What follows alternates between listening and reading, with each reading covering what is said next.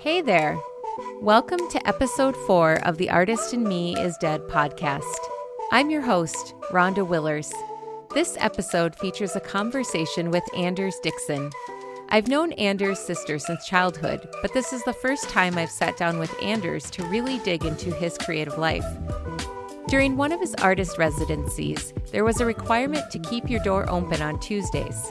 In this episode, you'll hear that while that was a physical rule, it's also a great metaphor for his approach to art making and creative exploration. At age 20, Anders, an American, started a semester abroad experience in Germany and then remained in Europe for the past 15 years.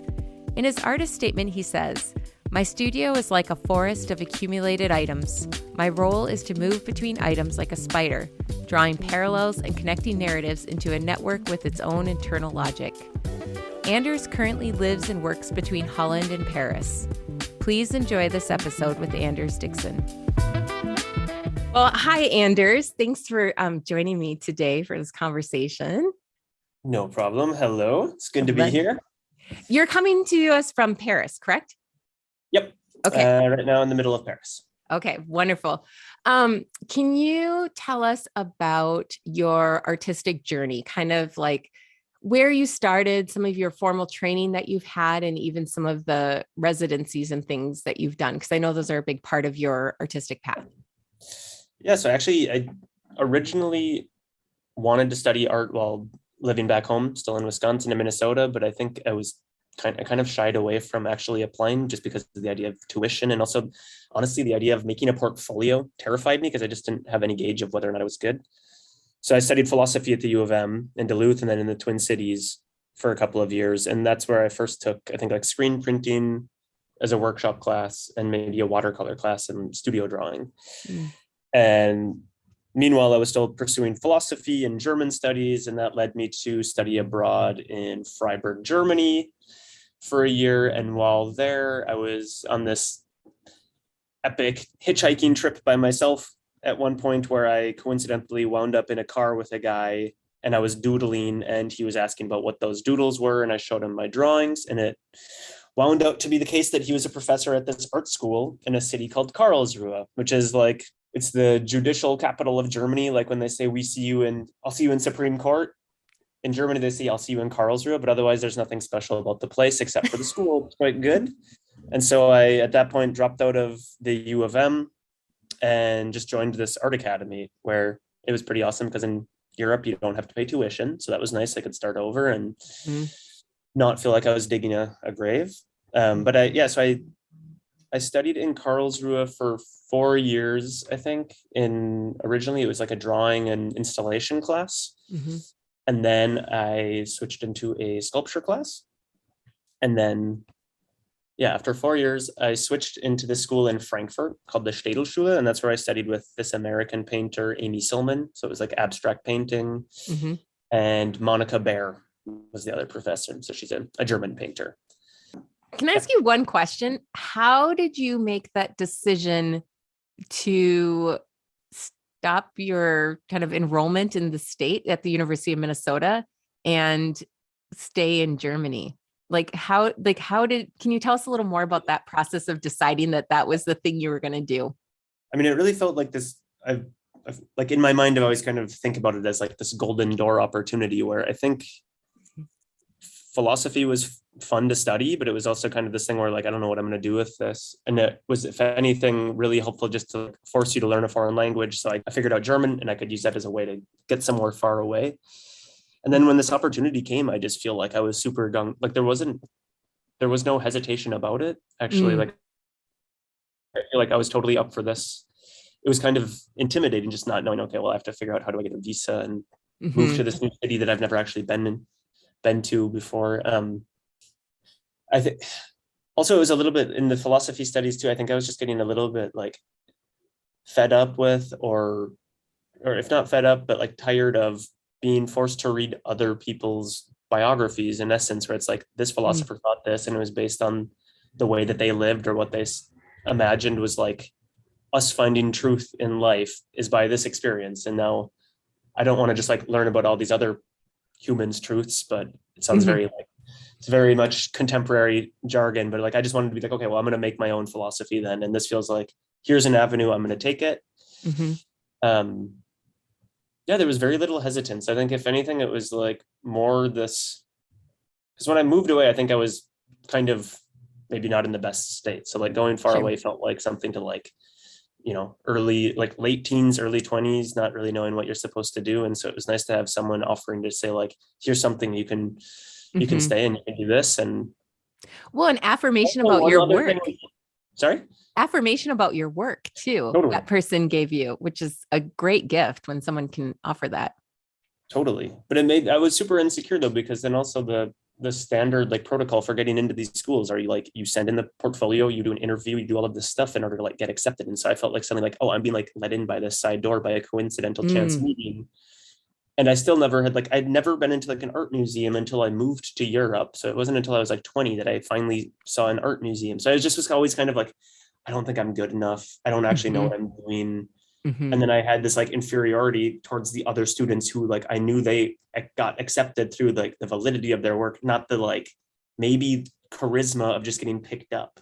Yeah. You know? Yeah. So that was something where I was always like, and I think this kind of like sense of maybe not knowing whether or not, or like being confident enough or questioning maybe like the quality and the value or something in my work actually maybe like really motivated me to work that much harder as well. Sure. And also because being a foreigner, I think that's a really luxurious position to be in, where it's like the only responsibility I have to the place where I've always found myself is only dependent upon how much I really want to attribute to it. Like I'm not a citizen here. I have no civic duty.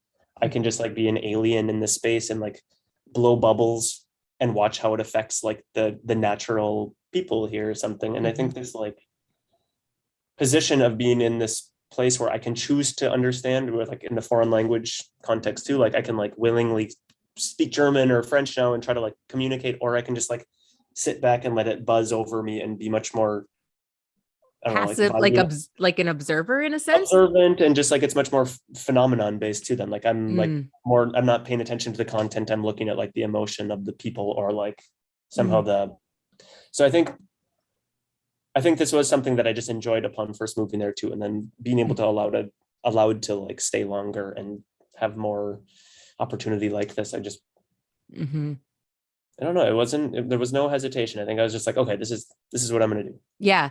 You're really receptive to the opportunity that was presented to you. And Yeah.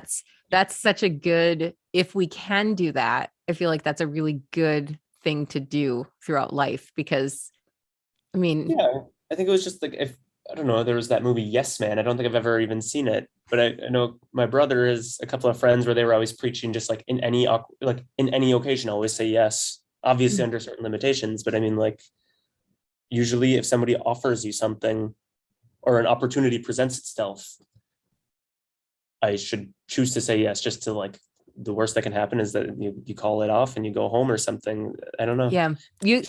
Saying yes with a feeling that you can always leave is a really different kind of yes than a yes where you feel then entrenched in having to stay. True. So that's kind of a mindset to keep that. When you hear that, you can do that. So after that schooling, what kind of opportunities? Well, I guess actually, could you talk about what that schooling was like? Because I think, a lot of, just what was the day-to-day like? What were the expectations, that kind of thing? So like the German art system, it's still not, I think for the most part, integrated in like the bachelor master's program as it is in the States. It still functions with like this, like after 4 years, you'll get a diploma, and after 2 more years, you'll get your magister, I think it's called. And then you can apply for a Meisterschüler year, which is like the special add-on year. And yeah, the day-to-day was really like you were placed into a class of like one professor only, and it'll be bracketed by like painting, sculpture, creative writing, whatever it be, photography. And that professor is the one that's responsible for you. And then you're also like put into a studio with other kids from your class. So generally it's like 20 students or something per class. You have a space, and really it's just, you're encouraged to just start working. There's, that depending on the professor's schedule and where they live, you might have a meeting with them once a month. Sometimes when I was in Frankfurt and this professor lived in the States, Amy, she would come once in the semester while she was living in New York. And then she would just come and she would stay for like a month. And then it was every day we would do something with her, which was very intense. Yeah. Constant readings or whatever. But I think it was this, after having studied philosophy in school, where it was just like force feeding text and like being required to write so much and really just like, like memorize everything, just like store memories, store information, all of this stuff. It was really great to have the school where it was all about like, you do whatever you want and like you're responsible to learn it if you want. There's metal workshop where like you want to learn how to weld, you go and ask the technician and they teach you how to weld, and they have like scrap metal and you can just like mess around and maybe you make something that's cool. There were also additionally like history and theory classes and occasional workshops that you could go to. In Karlsruhe, my first school, it was like there was kind of two bodies of students as well, where there were some who were actually applying to be they applied for the art education department, but it was the same. They were placed in the same classes with us, but additionally they were required to do like science, like the education of science, or learning how to, I guess what's that called in English? Like teaching education, teaching philosophy and all that. Yeah. So they would have like requisite stuff. And but no, I mean, it was really cool, like just to be like, you got to decide what you want to make. There was nobody telling you like, this is your task, this is the deadline. And I do think for a lot of students that is really hard. Like a lot of friends and people I know who were really good artists, I think just by the lack of structure, also you're like, you're like 20 or something. And obviously if nobody's telling you what to do, you're just going to be like hanging out in the studio and drinking a lot or partying, or like, and we had very fun parties. Cause like I had a drum set in my studio at one point. Like the school system here is, it treats you. So it's like, like the professor student relationship feels very much like an old thing, and it feels a lot more like a mentorship or something, where my relationship to my professors was always more like friends, and they would be really, I don't know, it would go beyond just teaching. It would be very social, and you'd go to movies with them, or you'd go to bars with them, or I don't know. I think that was a really great experience where it brought this like human level to it as well. What kind of work did you make during that time? In the beginning, I got in primarily just on the merit of like these drawings that I was doing in the car. And I think that was just because I've been moving all the time. Like, I think I always have a little like folder with A4 papers that I would buy, like construction paper from Walmart, like this like colored construction paper. That's always been my like diaristic thing. And doodling and kind of like little like mechanisms or whatever, like, and writing things. And from there, it went from doing these little like watercolors and drawings. And that actually, the path was then suddenly acknowledging like, well, all of these things that I'm drawing are either like sculptural or they're narrative based. And then gradually that became about like extracting them from the two-dimensional plane to either actually, okay, is this a machine? Like try to build this or see what this thing is. Is it maybe it's a sculpture, or like, what is this story? And so start writing out the narrative. And so that did lead me from working more graphic to start experimenting a lot with like material, right? So that's from the drawings, I got really into welding and working with plaster and working with clay. And in the beginning, it was just this experimental, like pulling every material in and making a lot of mistakes. Like, remember I bought a bunch of epoxy once, which was really expensive, and didn't know how to use it, and didn't know you needed a hardener, nor that it's like really toxic. And I just dumped this whole thing out on something that I wanted to like make hard and stiffen. And then having not mixed in the hardener, it was just this toxic mess in my studio where everybody I think was probably really annoyed with me. And you like making mistakes and then gradually like refining that. So that speaks a little bit to like the studio life was very, in that school, like there is nobody checking in on whether or not you're doing stuff that are dangerous as well. So like in those schools, there's notorious, like frequently there have been, I think over the years, fires where people don't know how to like properly get rid of, I don't know, rags, chemicals or things, chemicals on it or whatever. So what did you do? So like in the States, when you have an undergrad experience in art or graduate school experience in art, your culminating thing is to put together an exhibition. Like a thesis exhibition. Did you have something comparable to that in that form, in that study, or how does that work? So like in Karlsruhe, I had to go through this process of like the diploma where you would, it's such a was a joke. You had to pick 3 artists that you like and just be able to like talk about them for 3 minutes each.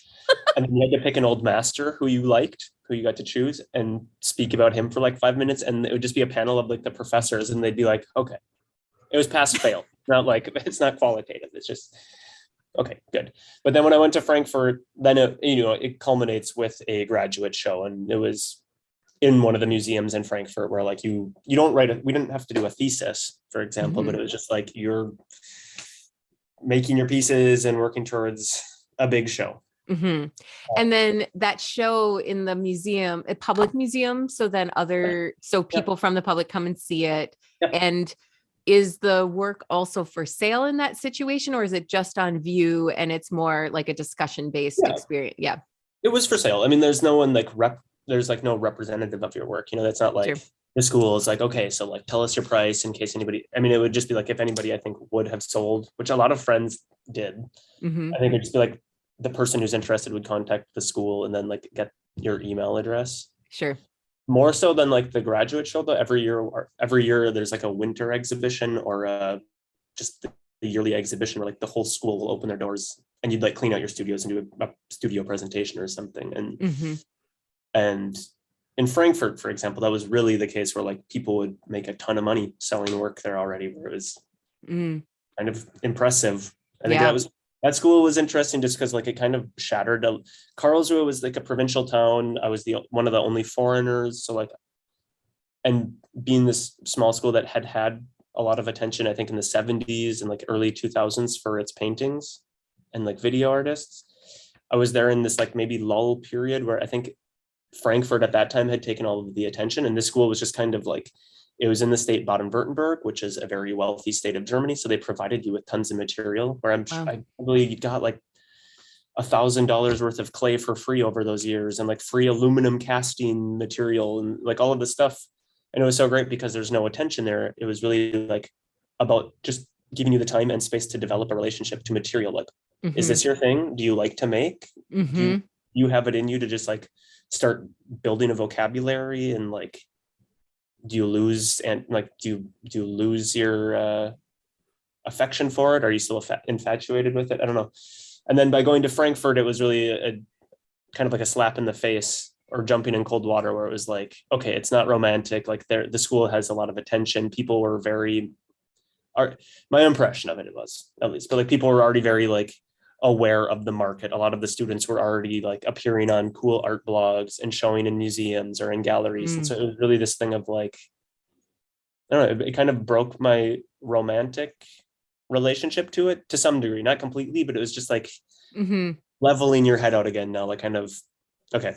It gave you a new framework, another framework for the art, like the life of the art. Like this is something, I think that's there's like a naivety to it or something, which I think is also still like, I feel like I'm very playful and intuitive, but I think it was important to realize, okay, but like you have to have like a little bit of real life acknowledgement of like, you can't always just be hiding in your studio. And if you want, I think in the other school is like, you would never talk about trying to like introduce somebody to your work as a sale because it feels dishonest to your practice. And I still think it feels it's always weird when somebody's asking to purchase something and it's just this weird interaction where you're like, it's kind of gross. Like I'd prefer to give it to you, but that obviously I can't do that either. Or I can, but then I'm just shooting myself in the foot.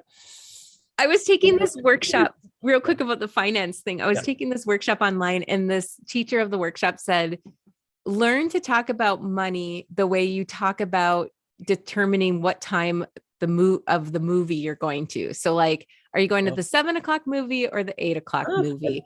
And I was like, that helped me so much, because I think that is part of the tradition of like art, and art for art's sake is like that the commercialization of it or the sale of it does make it feel kind of gross, like what you said. But when she put it in that framework of like, just like, 7:00 or 8:00 movie, $500 or $800. And like when I was like, okay, I can like adapt to that a little bit. I think I started out like I don't want to delve too far into like sales. I don't make a ton of money off of my work at all, but I think there's been moments where I just was like so excited that somebody even wanted to purchase it, where I said a number and they said yes way too quickly. And then there was the realization like, dang, maybe they got a steal. And so now my method has just been to like throw out some like ungodly high number and then like know that you work down and then Yeah. seeing how the person's if I have to do it, if it's like this like social thing, then it's funny and I'll like, of course, go way down. And it becomes like a performance, I guess. Yeah. Yeah. Well, it is hard to know what to price your work. Yeah. Without going down that rabbit hole, because that could be its own whole conversation. So another couple questions for you. When you were in that initial say it again, Karlsruhe. Karlsruhe. Yep. Right. Okay. Karlsruhe. Yep. And you're in such an independent work environment. How did you ever have times there where it was hard to keep making the work, or were you just invigorated by this opportunity? And so it just kept like you kept making, like, did you ever have time where it was like, oh, I don't know what to do quite with myself? I'm sure that happened. I don't remember that period having been riddled with that situation as much as perhaps later. Like I think I just went in with like a bunch of gusto and was just really excited and like doing whatever I could just because of this, I think not feeling like I belong. And also because like it wasn't my home. I had nothing else to do. Like everybody would be going and meeting their friends, going home on the weekend, and I couldn't. Or holidays. Like honestly, I spent Christmas with the metal workshop leader, him and his family one year, like stayed with them, which was really great. But it was just like, I think because I had nothing else, like that became my real friend with the other student, of course. But like, so I feel like at that period, I was just like super eager to just burn through it. Obviously, there were moments where I think in that school, like the big thing was where I had kind of realized like through this form of education where you're only placed with one professor, you are allowed to go and like ask with another professor, would you do a visit with me, or can I join your class for some meetings or whatever? But in the end, you kind of develop not only this like mentor relationship, but it also becomes kind of a parent to you, which we all want to see like moms and dads and elders around us, I guess. And like, you start catering your work towards this professor. Like there was a realization in my second or third year where it's like, oh, I just feel like I'm making knockoffs of my professor at a lower scale, at a lower rate work or something. And then it was really this like, that was like one of the bigger moments at that period where it's just like this like shattering thing where it's like, oh man, did I lose honesty to my own intentions, or like why did I like stop using color and I'm only going into this person's realm without even realizing it? And I think that was like a rattling moment. And but yeah, I mean, it was like it had to break, and then like coming out of that, it definitely for me at that point, like it reintroduced painting and color and more expression into the work, which I had been slowly like maybe like weeding away because I just knew I wanted to get confirmation and affirmation from this one professor, and I knew he liked this type of work. Yeah. So then, okay, let's move forward a little bit. So then you went to Frankfurt after that. Is that right? And I was in Frankfurt for about 2 years or 2.5 years. And that was nice because then that school, I wasn't the only foreigner, or like that's a school, one of the only art schools in Europe where you can speak English. You don't need to speak a foreign language. The professors are quite international. It's got a good reputation. At that time too, it was cool that it was regularly taking more guest students than full-time students. So when I started there, I was a guest as well. And it would have been like, in that year, 70 students started. And of them, it was probably like 55 or 60 of them were just guests coming for 1 to 3 semesters. And they would only take like 15 students who would stay for a full education. And owing to that resulted with this kind of like residency vibe where it would be a lot of Americans or kids from London or wherever else in the world who just wanted access into Europe, and they had already done their bachelor's. So then it did create what I was referring to earlier, this weird mix of people who are already kind of established or really successful and kids who are just beginning. And that did create a really good vibe to her. It was like also like, you accelerate each other a little bit by that. Yeah. But yeah, in that time, so that I was there for a couple of years, and I got to linger a little bit longer because I also worked as the facility manager, and kind of like worked at the school too, and secretly lived there, like squatted in my studio for 6 months, which I feel like I remember, well, because full disclosure, I've been childhood friends with your sister like since third Yeah. grade, so a long time. So I feel like I remember when she told me about that when you were living there. Like, It was like the best was like I had shared a studio it was a large studio, and I shared it with maybe 6 people or something. And then my method was I just didn't have any money, and I was working in restaurants and stuff under the table, but like I couldn't have a job that would earn over a certain amount because then right. that would mess up my visa. So like I was living at the school, and I had just made this like I made out of paper this I don't know, like 20 foot by 15 foot large like wood frame, and just like scrolled paper out on it and made this like generic painting, and then put a little like fold out bed behind it so that like if anyone would come in, they would just see this big painting. And then I remember waking up one morning too, where my professor was in the middle of a crit with one of my friends in the class, where I woke up late for some reason, and then was in the middle of like their critique, and they didn't know I was there. And I had to just like wait behind this painting quietly because I didn't want her to know. Yeah. But the best was when I got to work as the facility manager of the school too, then I had the keys to every room, which was a great advantage. Like the Mensa, like the kitchen where I would sneak in and like grab, this is like all revealing, but I didn't do this for a very long time. There's But going yeah, to be like no consequence now, so you can share. it's fine.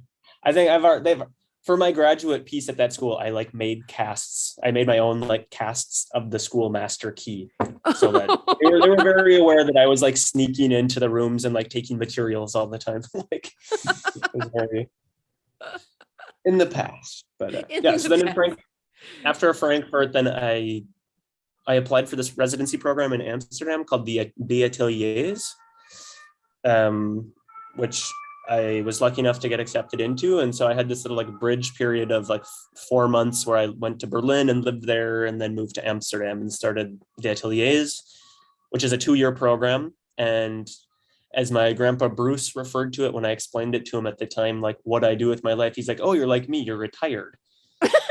Basically, you receive a livable grant. They give you a studio that's like, I'm not very good with square footage anymore. It's 120 square meters. So I don't know if that's like People can translate that. You times it by 3, right? Isn't that like kind of it? 800 square feet or something. Yeah. It's humongous studio space, free studio, and they give you money. And then it's like 2 years where Wow. I can highly recommend it to anybody listening, where every Tuesday there's just a regular cast of like artist tutors or writers or whatever who will come, and like the only requisite is on Tuesday from 11 until 5 you keep your studio door unlocked, and you'll just hear somebody knock, and they come in, they just ask to do a visit with you. Some days you might have 8 people coming in. Wow. Other days maybe nobody will come in.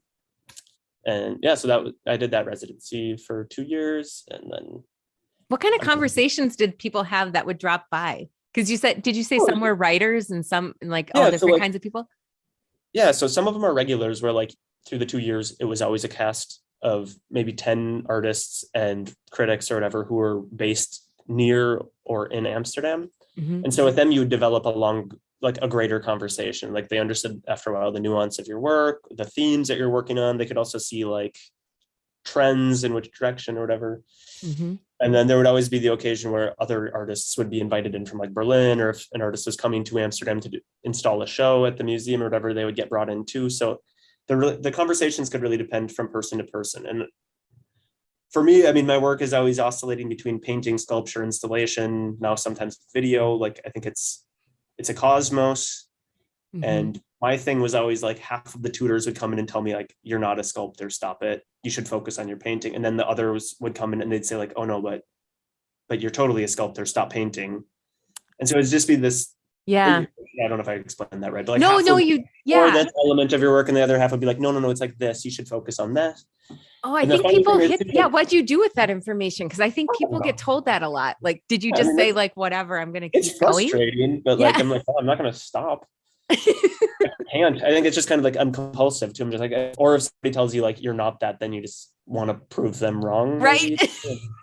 Which was like funny because in these in this form of it, you'd have this really intense conversation with the artist you respect or whatever, and they like start pinning you into some space in discussing your work, and you start building up a defense towards it. Yeah. So this was a benefit of this. Like that was a great program because you were just constantly being put on the spot to talk about your work. Yeah. Like discuss it. And you just always had these, like, you developed and understood, like, oh, there's like punchlines that I'm like always going back to it, like keywords, key themes, or whatever. So that was really cool for yourself to understand, like, oh, this might be what I'm about. Kind of like helps you get clarity on it, right? Totally. Like, Totally. because you have to in order to talk. And then, like, just like sometimes the weird stuff would be, though, where you'd be like in this conversation where one of the people would be like maybe getting into a critical moment about your work, and you feel like they're not understanding you. And, you know, you'd find yourself in defense mode, like building up walls or trying to tell them why they're wrong. And then they would leave, and then somebody else would come in, and you would start from that same position of like defense. Like, some people might say my work is nostalgic, but it's not nostalgia, it's this, you know? And so it would be weird how you could see how this conversation would like translate over 8 visits one day. And then the next week they'd come again, and they'd be like, how much can you really do in 1 week? Yeah. And they'd also want to see, like, where's all the progress? And then you know, I think some people, like, I really enjoyed it just because, like, as an American, I think we like to talk more. And I think my German friends were more like not so into this like frequent kind of like hassling, like telling me what you want me to do every week. Like, no, I'm just gonna do it at my pace. It was beneficial though. I liked it. Yeah. I mean, I'm trying to imagine, like, I don't even know. I mean, there's sort of an equivalent in a graduate program in the States where you have weekly meetings with some of your advisors, and you can, and then you have like when you were talking about in your other study too, like you can we called it taking hours, and you would take hours with faculty in other mediums, and then they would come and talk with you about your work over the course of a semester. But you could hear from each of them something totally different. And that would be in the span of a week or a day, you might have a couple meetings with them. And like what you do with that information between the time of the visits too was also part of the conversation. That makes me remember a lot of conversations with some of those. So at the end of the ateliers, it's also kind of like a graduate show then, where you do a big exhibition of your work in your studios. It's a big solo show in this space.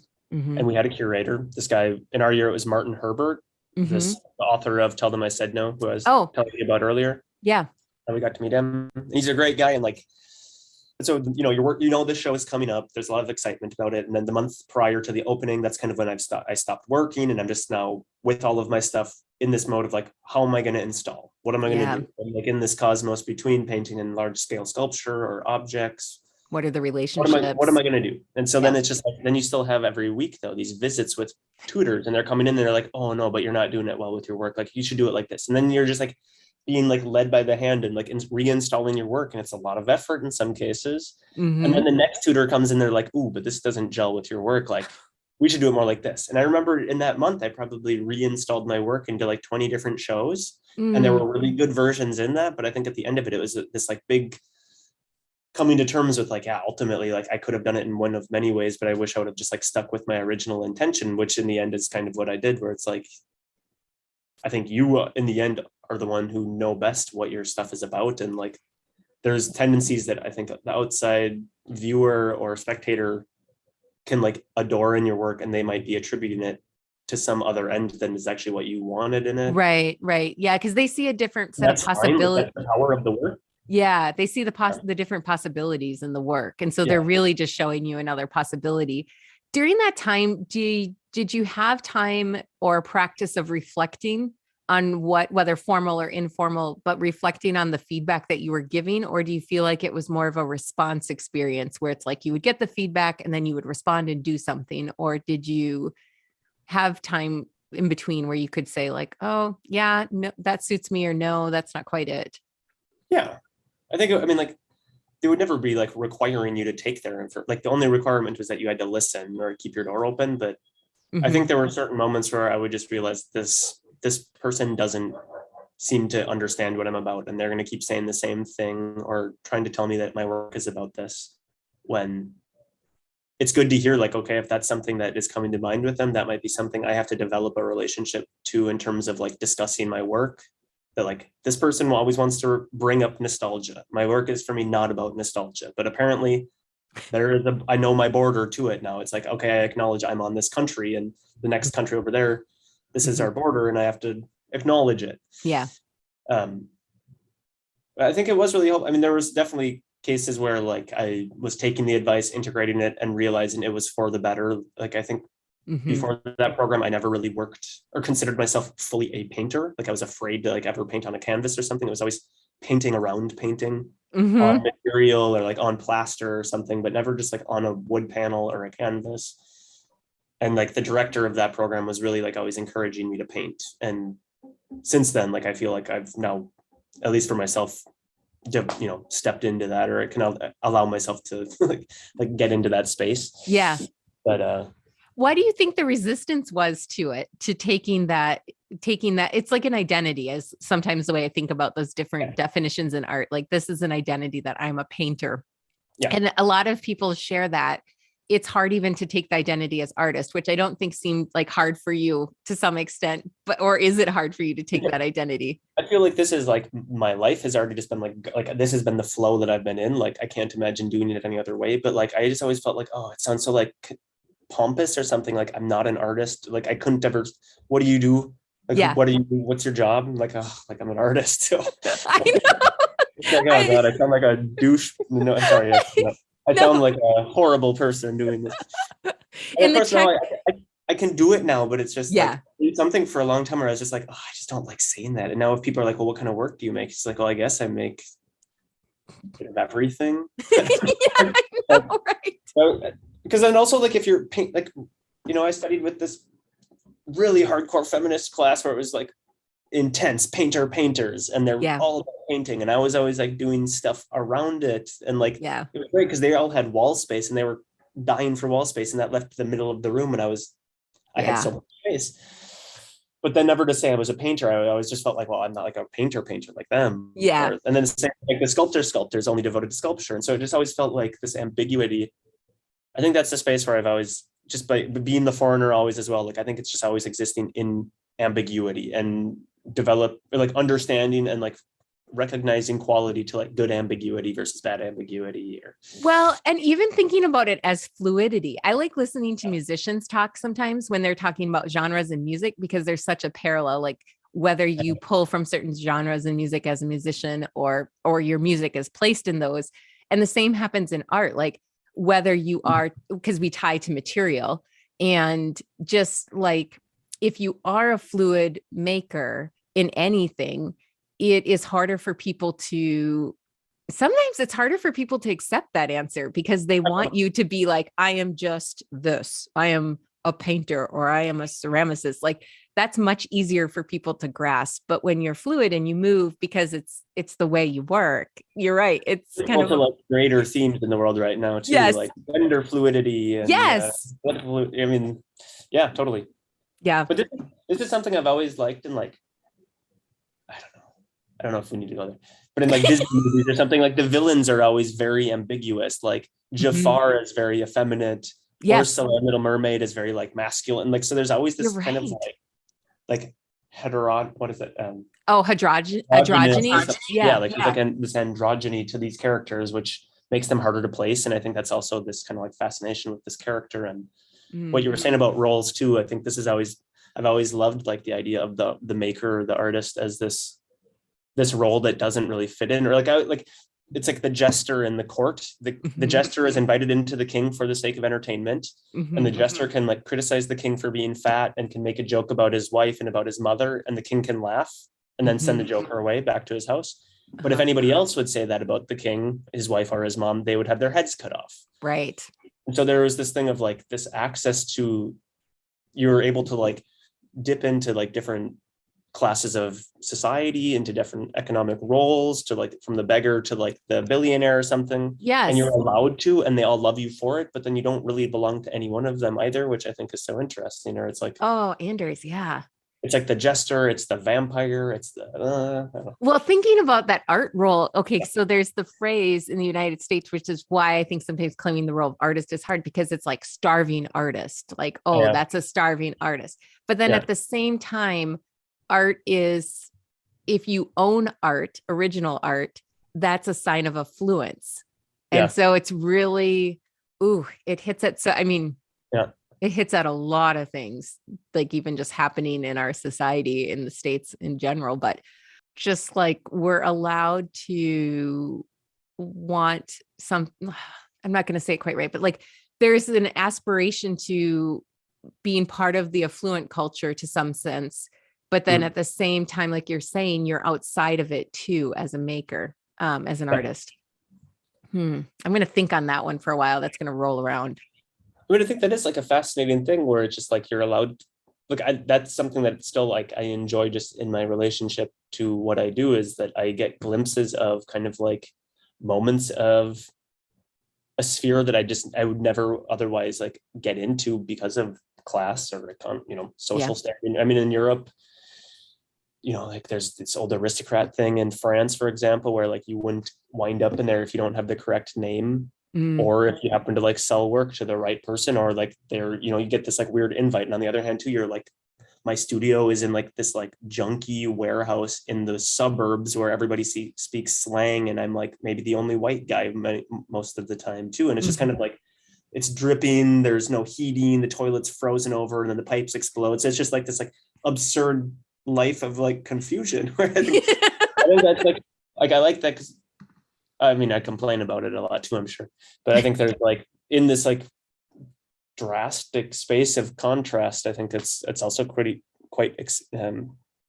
inspiring. And Well, that confusion is inspiring. Yeah. And it leaves a lot for your mind. I'm always like, questions are really a huge part of my practice. And I feel like sometimes when my creativity feels a little low, it's because I'm not asking questions. And so being in an environment that kind of prompts questions can be really, really filling and invigorating, and like keep you active in your life too. So that's like what you're describing to me, is like a space that just is constantly making you question what's around you, what you're experiencing. Do you have it happen where you're in a space where you feel stagnant for a while? Oh, like, yeah. Maybe not only with like the work, but like maybe this is like this talk or this invitation right now is perfect, because I feel like I'm at this moment where I just feel like I keep repeating like, oh, I just feel like claustrophobic and kind of like stagnant or something, where like I have, whatever deadlines or projects that I'm trying to like see to the end, but I also just feel like I'm like trapped in the sense of, okay, I just committed to this as a date, I want to get this work over with, but I also just feel like the work might either feel stifled, or I don't really know where like the next trajectory, not that you ever really know, but I don't have a sense for like maybe where the work is going to go next. And then you're just, I don't know. It's a strange space where every couple of years it feels like you like meet this wall, and it just takes you like months to figure out how to open the door through it, or like it's this gumption trap where you're just confronting something and you can, do you know the term gumption? Like the word gumption? Yeah, like gumption traps. I don't know about gumption traps. Like I know the word gumption in the sense of like, oh, that person's got a lot of gumption to get going, that kind of thing. Like sort of like forthright, or like fortuitousness, I think is the way to describe. Like you're like, you've got like power behind you, like, oh, and you're doing something that maybe you shouldn't do. Like gumption usually implies like a risk. Oh, yeah. What's a gumption trap though? It's from the book Zen and the Art of Motorcycle Maintenance. Yep. Which is an awesome book. Minnesota writer, Persig, he's great. And it's like referring to this situation that we probably all know, where you're like, in his case, he's relating philosophy, his breakdown of philosophy, down to like the maintenance and general caretaking of a motorcycle. And there's like this moment where you're trying to troubleshoot a problem, and you have your wrench and you're trying to like undo a bolt, and the bolt's not coming, and you're just getting frustrated, and you're like so caught up in just trying to solve this problem that you just try to force it too much, and you end up breaking and stripping that bolt. And now you have a much bigger problem on your hands, because the bolt fell into some spot where you're going to have to take that completely apart, and you have to rethread. So just like, so involved with that problem at hand that you're not able to like see even what the main question is. And I feel like you're like sometimes, and then, in his instance, it's like, well, to get away from this trap of gumption where you're caught up in this, like, I just need to solve this problem now. Go step away for 10 minutes, drink a coffee, and then come back. And then you see that you're approaching it from the wrong angle. And if I go from this angle, I can get it off. And I feel like, sometimes in the work too, that's coming up where like, there's periods where you're just trying to like, like the work is like feeling forced into some space, or like Mm-hmm. The themes feel like they're so impending that like the work feels like it needs to just constantly keep readdressing this one thing or this one color. Mm-hmm. And This it's, one color. I yeah, love like it. honestly, like I know I I'm feel like, stuck on blue. oh man, Like I I need know, to like like not use blue for a year or something, it's but insane. Yeah. damn it, I want to use blue. Yeah. I feel like color, I feel like color is like weather patterns or it's like seasonal or something where like there's this big storm of blue for a while and then it'll be like a atmosphere of orange haze forever. And I don't know, I feel like, yeah, I totally don't just like hop from one to the next. It feels like it's just like color possesses you for a while. Okay, Anders. Really weird. It's so, Sometimes I start wearing the colors, and oh like yeah. lately I've been noticing how I've been painting our house in the versions of the colors that get stuck in my head for work. So like the exterior of our house is like this dark blue, but recently we painted a room kind of a peach, and now I'm finding myself looking for peach in my work and using it and adding it. And I'm like, oh no, you're doing it, and everyone has to live with it. Oh, but it's natural. It's natural, but it's so funny when it happens and you realize that you're like, oh God, like it's extending into this. Yeah, my family has to endure my color phases. But when you're stuck, okay, so you were talking about like feeling like it's kind of sort of like stagnant. And sometimes what happens for me is I start to feel like almost too comfortable or too safe. Because like and like we live in a rural location and I feel really comfortable in this space. And I've been thinking, because what you said about your environment being more like unsettled maybe, or there's a lot of things to be stimulated by. I feel like there's such a comfort and peace with where I'm living that sort of I have to look to something else then to get me moving, because the environment isn't doing that. The environment is providing the calm and the safe, but I need something that sort of agitates my creativity to get it moving again. Yeah, I guess that's the way I think about it for that part. I mean, this environment in Paris is totally hectic and it's very like stimulating everywhere. And right now I'm saying too that I'm finding myself stagnant though in this space because I'm in this residency where I live and work in this little tiny room. Yeah. And I have to be really good about like structuring myself to like do a workout routine. I meditate every day multiple times and I have to like force myself to just go out so you don't get totally trapped in your realm. I don't know, like when I had COVID and I was isolated in this bedroom for 2 weeks, it was so intense because I feel like my work is also very like amorphous, the objects and sculptures and themes, like it's just bulbous, it's psychedelic, it's like I was tripping out just by being like stuck in this space like trapped in the work too for a period. And then I think as well though, it's like your area or this like relationship to rural nature landscape is something I grew up in and I totally miss, and I like idealize it and I like it becomes the object of my desire. And so I get caught in this like, or I think that's again this motivation or something that either I'm fixating on ways to find access to that again, or it just takes over in the work where like, again, back to color, it's like landscape colors or it's always blue, green, brown right now. Like it's totally like horizon colors or something. And some of that's kind of like worked its way into the work right now. Yeah, I don't know.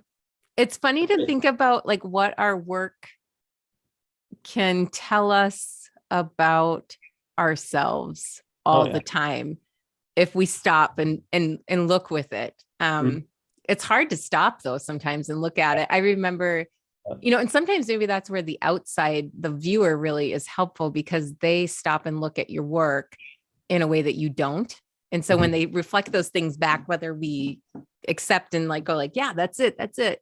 Or if we're like, no, they're like missing it, then maybe that's something for us to kind of reflect on too. Like, oh, yeah, why am I not seeing that? Have I blocked that? Or is it really not there? Because sometimes it's just not there and they're just seeing it on their own, because that happens too.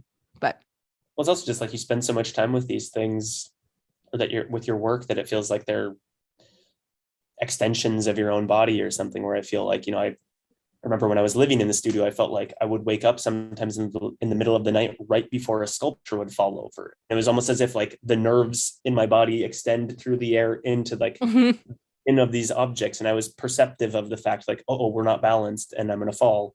Yeah.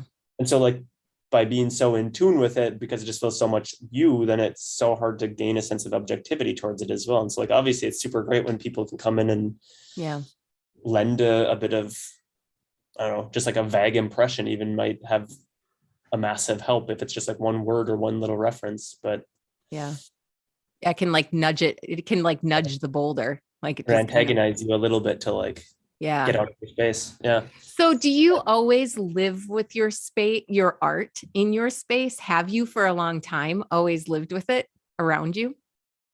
In like the past, I guess I've been in the past like 15 years or whatever. I think probably half of the time I've lived like in really close proximity to it. This is the first time where I've ever like had this like studio, apart from the school resident, like the school period. This is the first time where I've been in like one of these residencies where you live in the same room with your work, where I think that's fine, but I'm excited for it to be done. Like I need to like get out and like see other stuff and sometimes, but do you ever take the work down in order to like free yourself from it when you're in those stagnant places, or do you always sort of leave it in your vision? What do you do? I leave it in my vision much longer than I probably should. But I know that there are moments where like I have to just take because I also clutter. Like I'll work on like 6 paintings at the same time. And then like right now on my floor, there's like 15 starts or like middle zone works. And I need to like, I think that's something I like though, is where they start feeling like they belong together, because it feels like a forest growing and you see that they like nurture each other as well. And like the pictures reflect each other, the objects are like suddenly mirroring in the works on the walls. But I think then in that case too, it's just, I wanted to bring this up earlier. This professor, Amy Silman, once had a really like striking comment where she was referring to like sometimes you need to like listen to your work because your work is giving you tips about what to do. How to finish it, for example. And I think this also is reflective of maybe just like a stance I find myself now persisting or maintaining, is this kind of like mutual agency between you and your work. And it comes from like Alfred North Whitehead and the idea of like process philosophy, and that the world does not exist out of subjects and objects.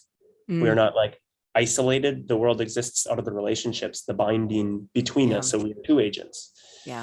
And that means it's like a two-way avenue as well. Like I have no authority over my work. It also has, it has just as much say over like influencing me. And so that's sometimes I feel like you're in this dialogue with the works and they're calling you out. We're like, I'm still here. This is the stagnant thing again, where it's like, when are you going to figure it out, or just take me off? And like, I love that, but I hate it because then you feel like you're just like, you have this like annoying friend telling you like, yeah, you got to pay me that $5 again. Like, or, you know, like, are you so dumb? Like, why are you still wearing that?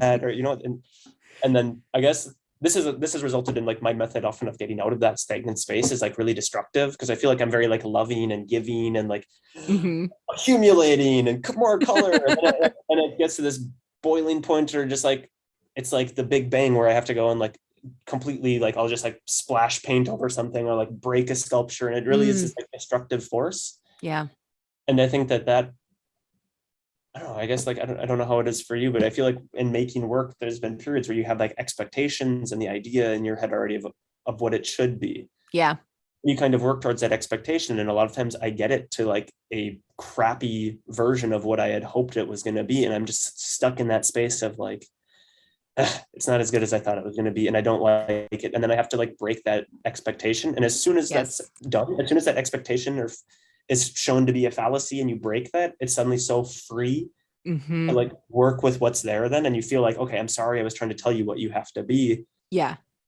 Let's grow it together. That's it. I think I've always been in a place where I think the ideas I've had in my head are bigger than the resources I have maybe to make them in some ways, or skill, like resources, meaning skills, time, material, space, all of those things. And then, you know, the most, like you're describing, some of the most rewarding experiences are when it becomes collaborative, collaborative with myself or with whoever I'm doing it with. And I'm thinking about, I had done it was a time space interactive piece with white hammocks. And I had this score set up and I envisioned what the day would be like. I practiced elements of it with myself. And then when people came and did it with me, it was about 20 people. I just like what they gave back in response, and their own experience was so much bigger than anything I envisioned it could even be. And then Sure. that allows the piece to grow now in new ways that I wouldn't have considered. And so I'm so excited about that.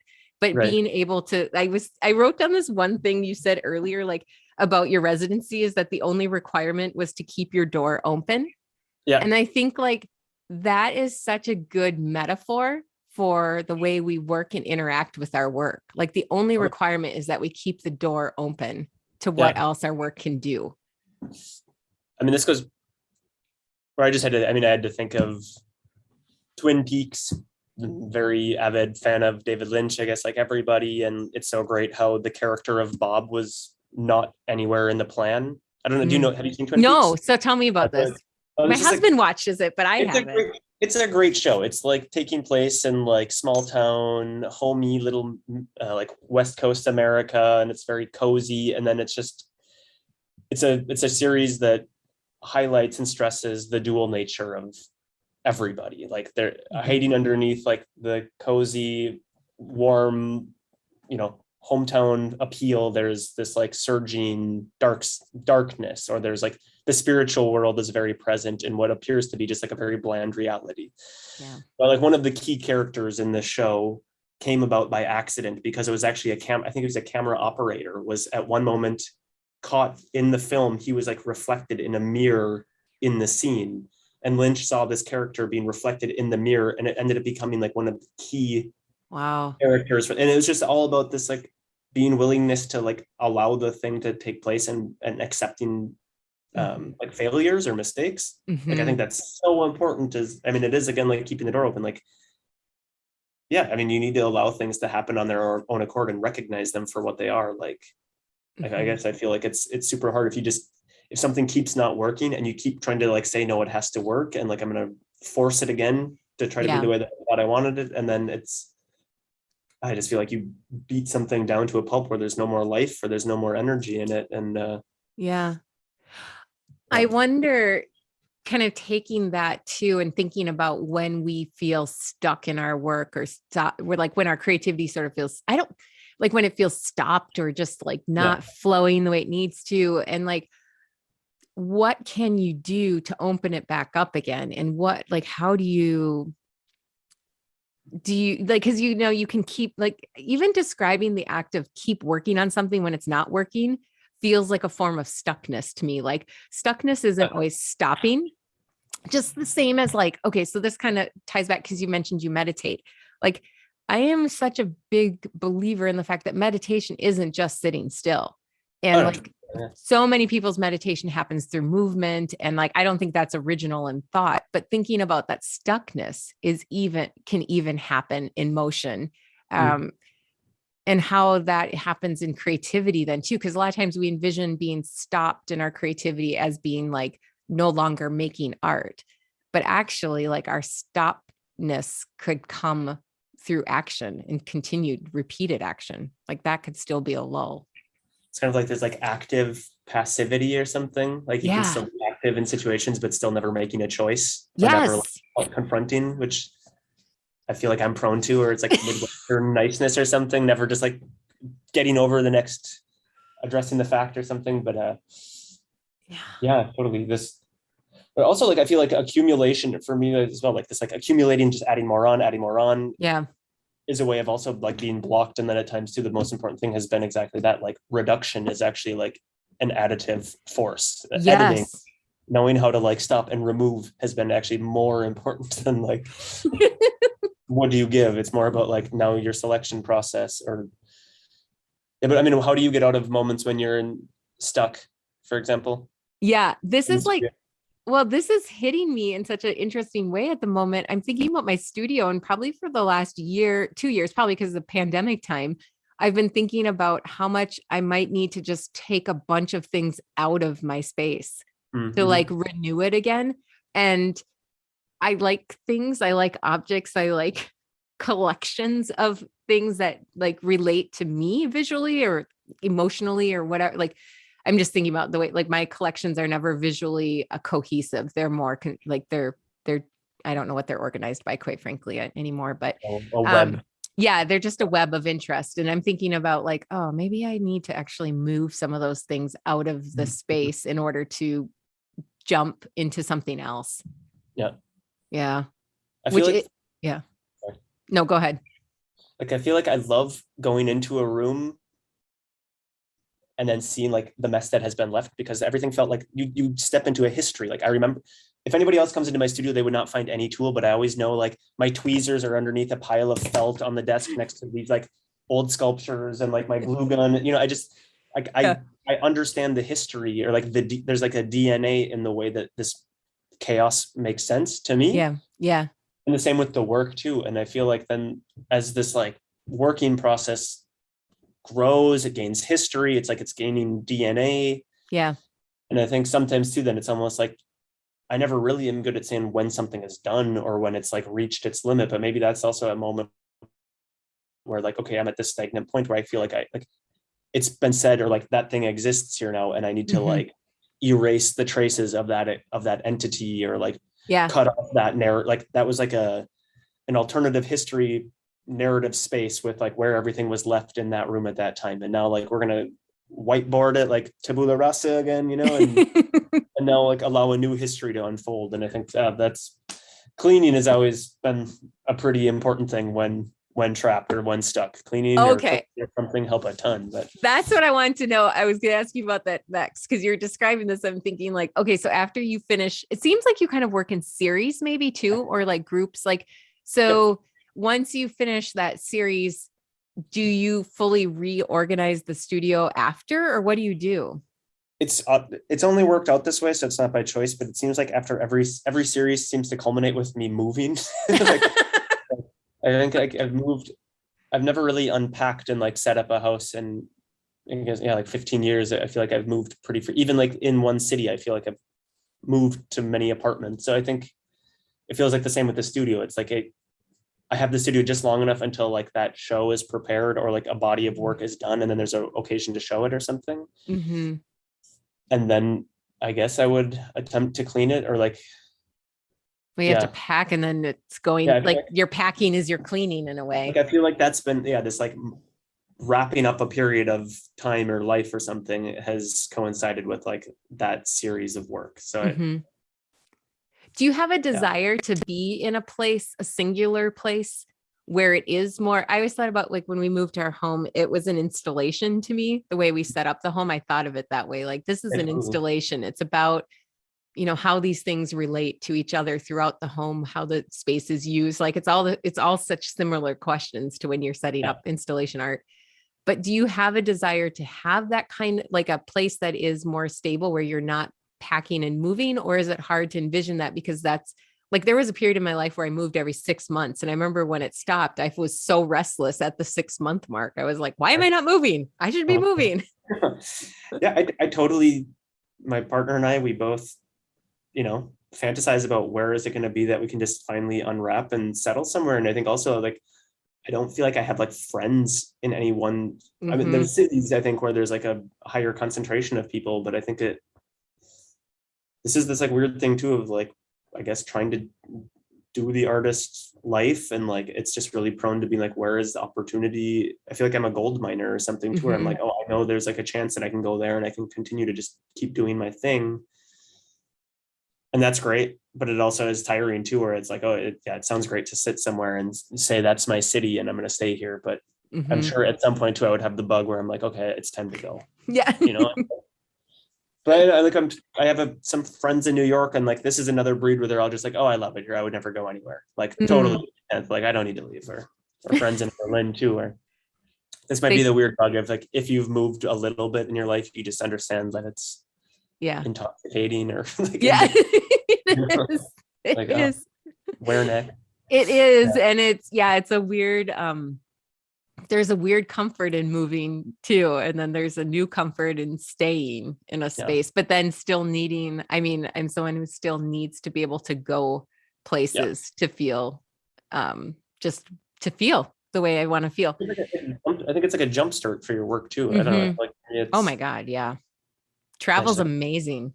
Like that's, so I mean, I think about like this whole journey you've had of like starting in the States, living in Europe, 15 years in Europe, Yeah. I think. Yeah, 15 years. I remember we talked, we're a video visit for one of my classes when I was teaching, and you had said something, and it might have been just you and I talking beforehand, but like you so grew into your adulthood in Europe. So you've never been an adult in the United States. That's kind of my fear about going back. Yeah, like I have no clue how to do it. That's kind of why I particularly want to go to the States now, is just because I feel like, I don't know, I feel like I've like been transplanted, or the idea of roots, what I was saying earlier about like the sense of having no civil responsibility here other than Yeah. that which I like exert for my own pleasure. I could belong, I could like, you know, root in and like say, okay, I'm here, this is me, I'm going to be a part of this community. Mm-hmm.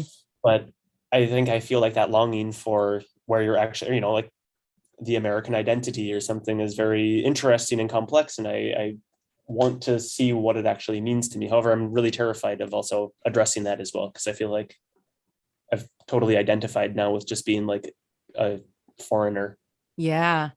So it's gonna be a weird, a Yeah. weird step. Because in a Yeah. way, yeah, it's like, well, and you've described several times in our conversation, like a margin life in a way, like a life in art where it moves across borders. It doesn't stay within.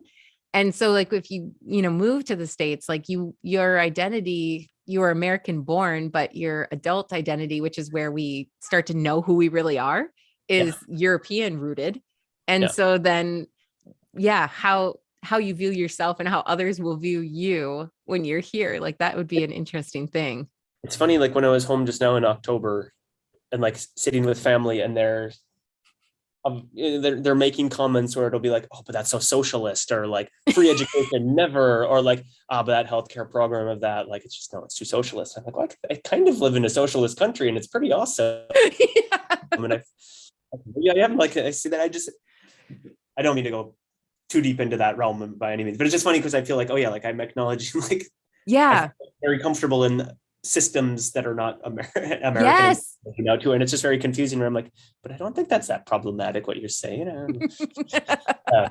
Yeah, it'll be interesting to see how that perspective comes to you.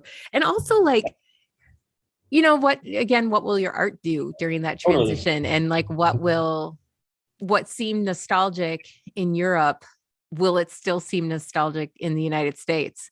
And like that kind of like our context is so important in the way that we reflect on our work and the way that our work is viewed.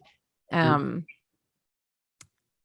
just thinking about different travel, like in 2018, I went to China for a work trip, and just looking at the way that art is contextualized there, and the way that like the community we were in was Jingdezhen, and it's a long historical porcelain history.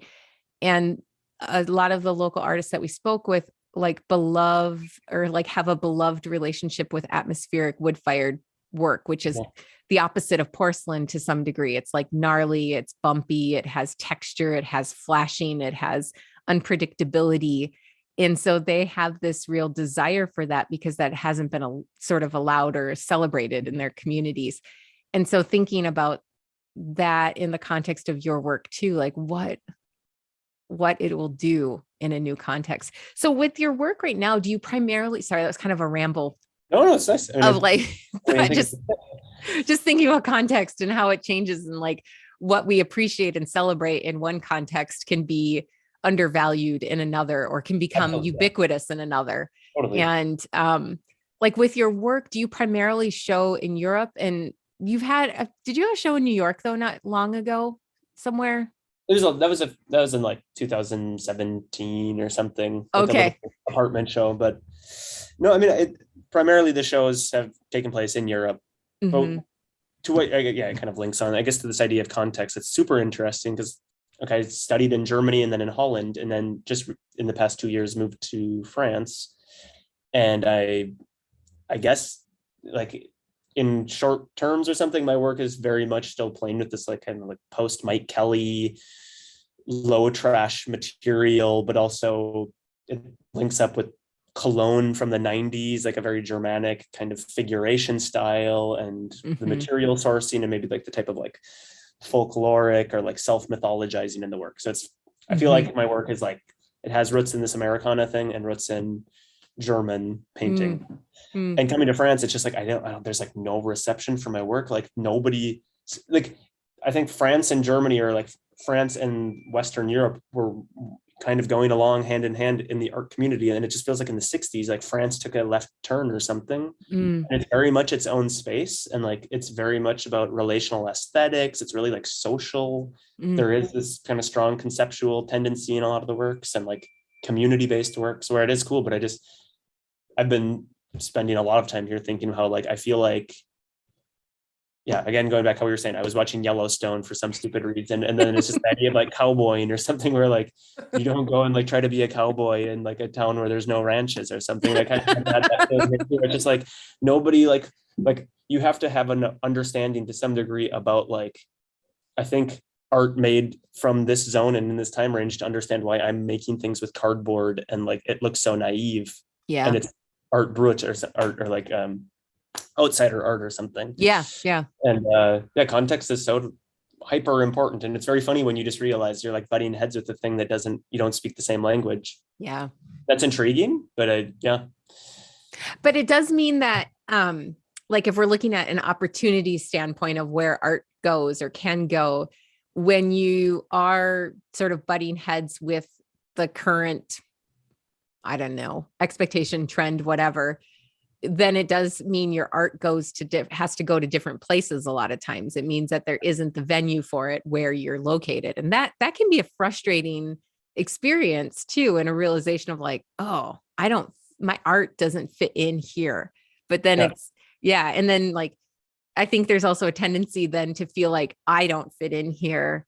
And that's one thing I remember when I was teaching, I always talk to students about too, is like, you find the market and the market's kind of a, commercially word, but you do have to find the place that your work resonates with. And there's always for my work, like who understands it, whereas and there's always going to be an audience. I mean, I think about, there's so many weird things people can be interested in, and you can find communities for it online or what. I mean, I think one time a student shared with me, there's like fetish videos about like that skin that's on your elbow or something. And I'm like, what the hell? Like, were the skin on your elbow? Mukbang. I think it's called mukbang. I can't even remember. I don't know. But I remember just being like, if there's a video for that, then you can find a place for your art. Of course. Right. So could you share a little bit more about any of your experience with exhibiting your work and what the conversations in the public have been around your work? Because I'm curious about that. So yeah, going back to what you had said before earlier, a lot of the works have been shown, or like primarily my resume of exhibiting is in Europe a lot. Like I work with a gallery in Poland, so I've shown in Warsaw a few times, but in Germany and in Holland, and until now once in Paris. But yeah, primarily here. And it's always interesting to see like what kind of expectations you as a maker have going into like showing your work. And like, there's always this question, how is the relationship between the provider of the exhibition, the invitation, like how much do they understand your work? How much do they try to understand your work? And how well do they take care of it? Are they just trying to like provide the opportunity or actually get in your cosmos? I think it is funny where like, I think my work is dealing with a lot of like Americana themes or ideas of like conspiracy theory and like Bigfoot or something, something super weird and like high strangeness. And then like showing this as a video in Warsaw where people don't understand like the birthday party in America where we have like piñatas and pin the tail on the donkey. And just like, I think that is interesting where like it's again presenting this confusion where like it looks like, again, like without the context, I think it's interesting to see whether or not the work can still create a conversation and like hook an interest. And generally I feel like it's been always an enriching experience. Like I'm always happy at the end of it and like excited about the opportunity to show.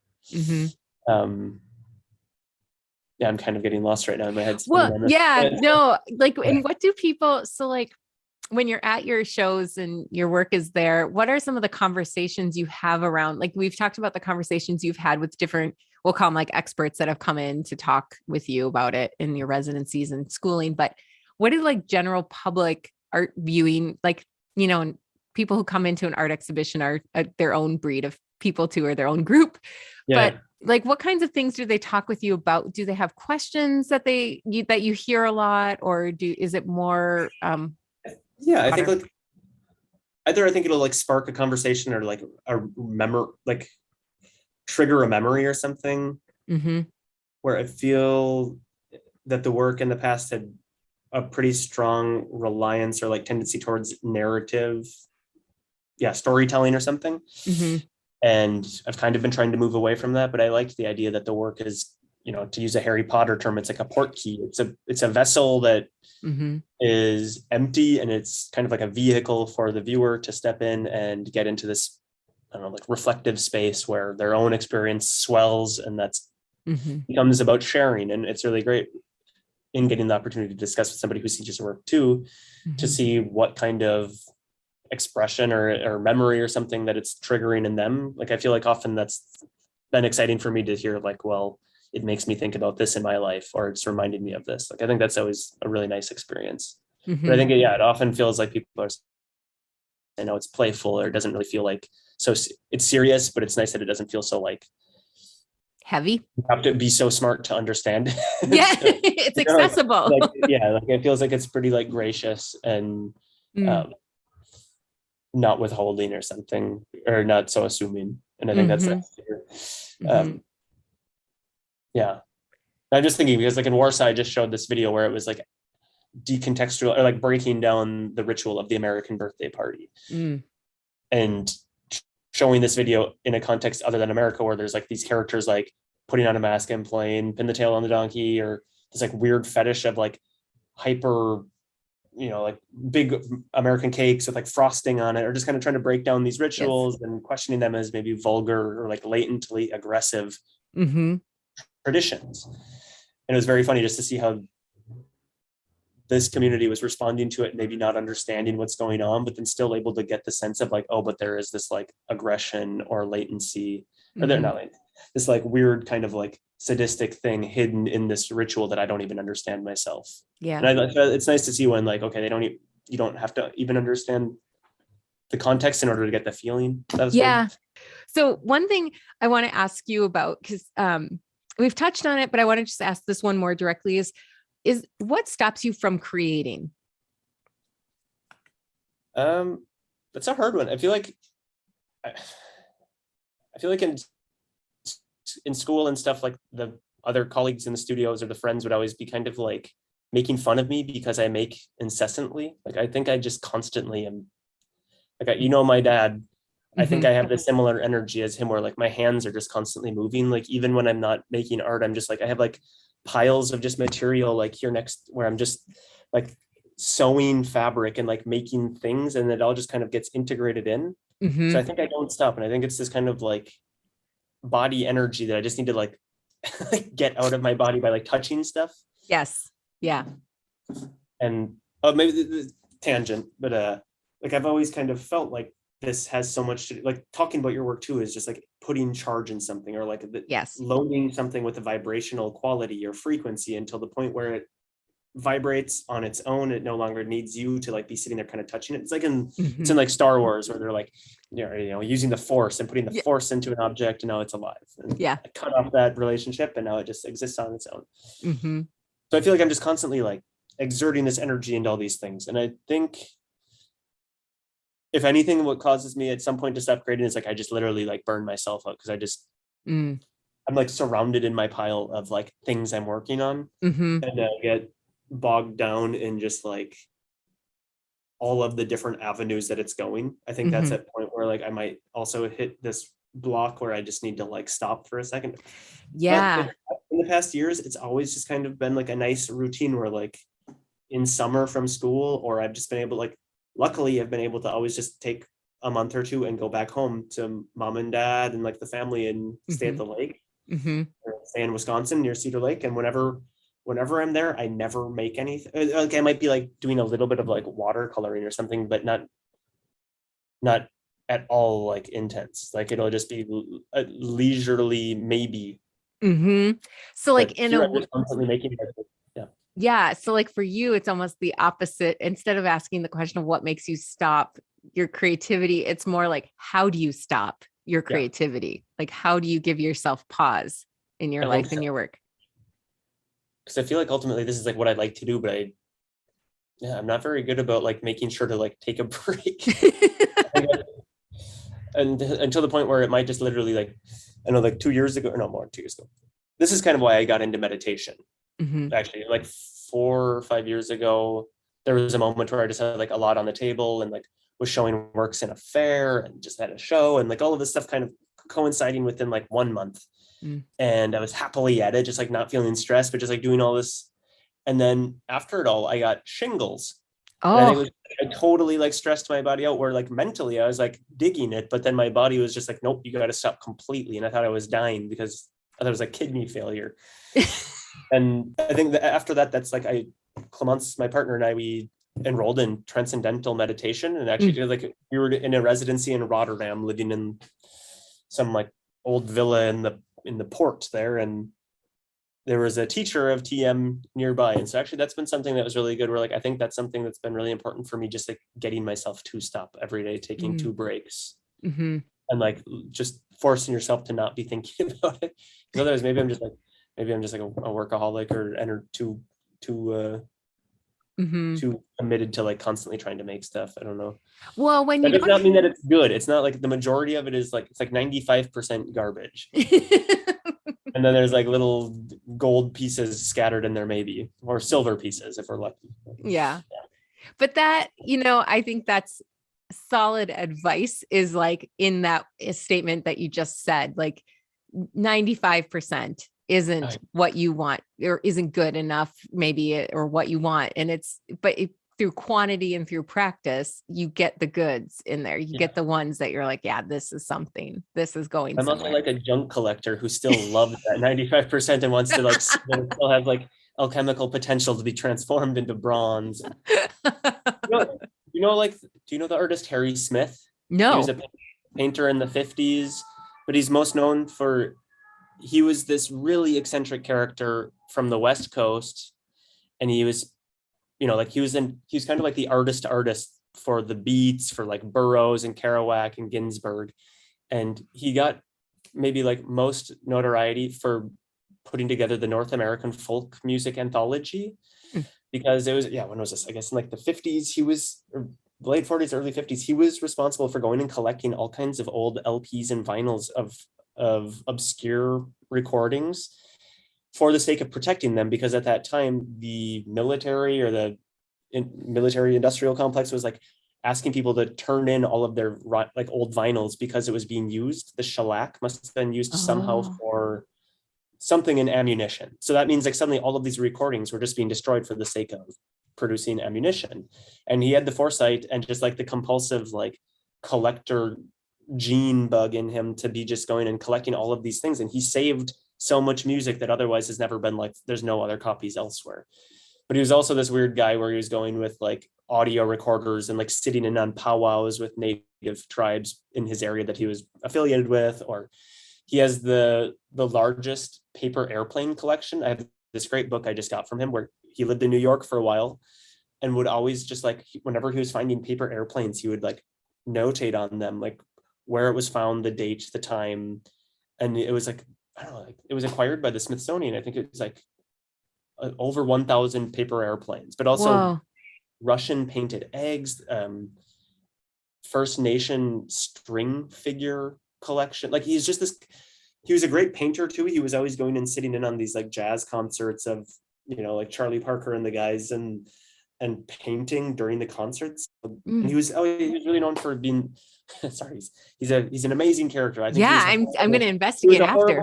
He was a horrible person to be close to, I think, because like he would be like, he would ask a friend, can you like loan me your camera? And then he would go and like shoot a film or something, and then he would like pawn the camera off for some money and then take that money and go buy vodka or go and live somewhere else. So like he was always like cycling through people in that way, but he just made these really great things. And yeah, his videos were really, really great too, like first kind of experimental film projects. But in any case, yeah, like him. And I also had to think of Yuji Agametsu is like this Japanese artist based in New York. And he has this ongoing series where he's going and collecting garbage from the street of New York every day on his walks and just making little like miniature sculptures out of them, like diverse materials.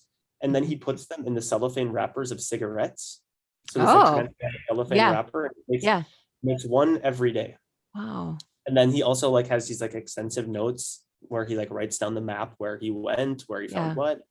And when I was just in New York, I saw his work in the Greater New York show at PS1, and they showed a full year of these little objects, and it's just beautiful. And they're exhibited kind of like calendars where it's like 12 plexiglass boxes with like 30, 31 objects.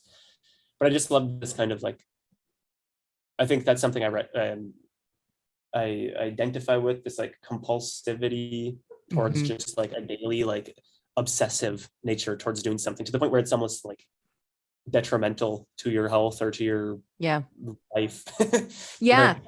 Well, and you described your relationship to tweak.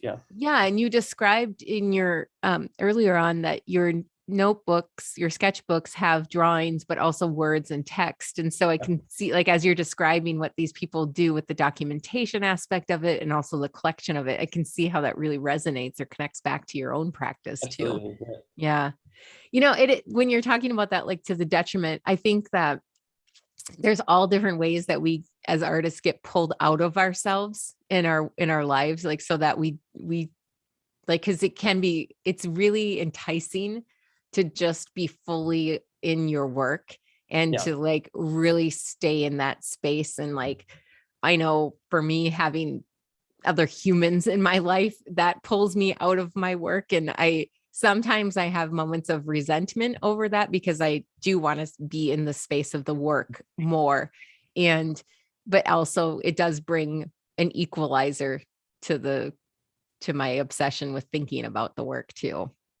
I feel like your creativity would not be able to like succeed without having this other life that like grounds you. And when I feel like I'm going the most crazy, it's because I'm just like, I'm losing touch with reality. Like I haven't like spoken with another person my work in like a week, and that's messed up, you know. Or like back in school it was great because I would just work in a kitchen, and it was like, it wasn't my life dream to be a cook, so I just got to be there and I just got to joke around with the cooks, and I feel like I was just normal.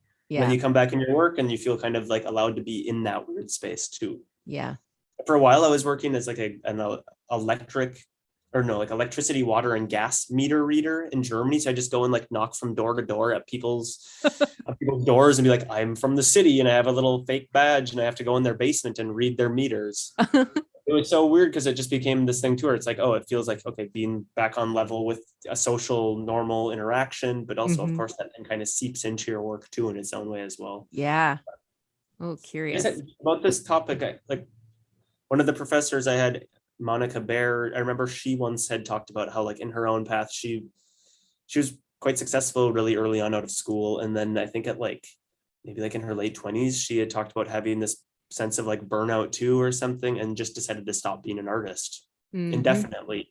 And she was a single mother, and just explained this process where like suddenly out of nowhere, just like she had gotten rid of a studio, had no art supplies, but then after like 5 years, like suddenly just like papers started to accumulate on a desk where there was doodles, and just like little things started building up, where it was then this like choice again of like, okay, am I going to do this again? Do I go back to it or something? And just it was her own, you know, journey and her own hero's path of individuation, which it's great and how it worked for her. But I remember we talked about it in class too then, and she had described this like phantasmagoric space where you source your creativity from. And I think in her case, she had talked about how she felt maybe it had been like exploited, or like she had like not tended to it, or like mined, like, is it a cave? Like where you're like uncovering new spaces by mining, but at some point you've like extracted all of the minerals from it, and it's just kind of like a dead end. Or like, I mean, I've always thought about it, this creative space too, is just like, I talk about the work as a forest, or like if I'm not like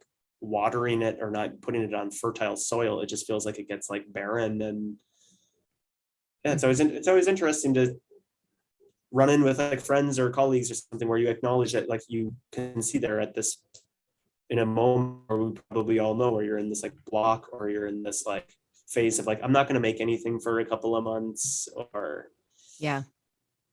it's such a weird, I don't know, this is something that's always scared me a little bit too, is like meeting a friend where they're just like, oh, I'm not going to be an artist anymore. And like, I know I explained too, I had this kind of like weird, like repulsion towards like claiming that you're an artist, but this idea of like, really, you're never going to make anymore. Yeah.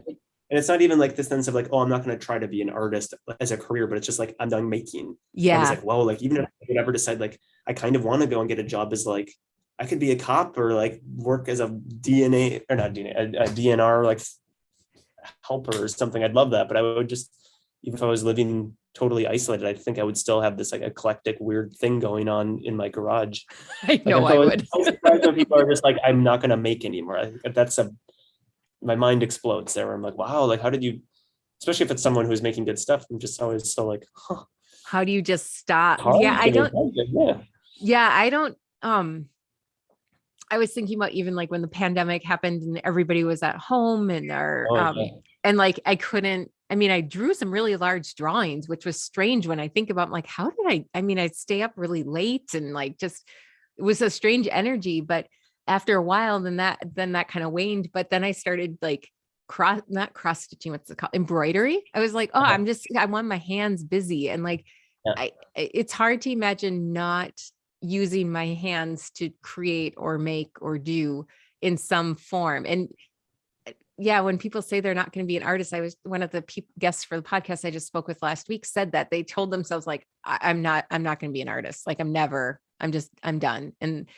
And it was like 3 years, they didn't make anything. And then suddenly they were making again. But just, I feel like, wow, that is a really bold statement to say to yourself and to say to others, like, I'm not going to do this anymore. Like, and then like with some conversation I've been having with some of the guests too, is what is an artist? Like, what are those like prongs? And because yeah. Some people, like some people like they might make one a year and they are artists, they're totally good. Or I don't, this idea of like, yeah, I feel like the concept and like the label of artist too, I feel like we just normalize concepts and labels where it's like a mechanic makes money working on a car and a number of cars per week, hopefully, or something. And as an artist too, it just doesn't like labor and stuff doesn't equate in the same way, where like, it's not like you have to make a certain quota of things in order to like qualify as an artist, but it just feels also like it's kind of like a filter for how you look at things, or yes.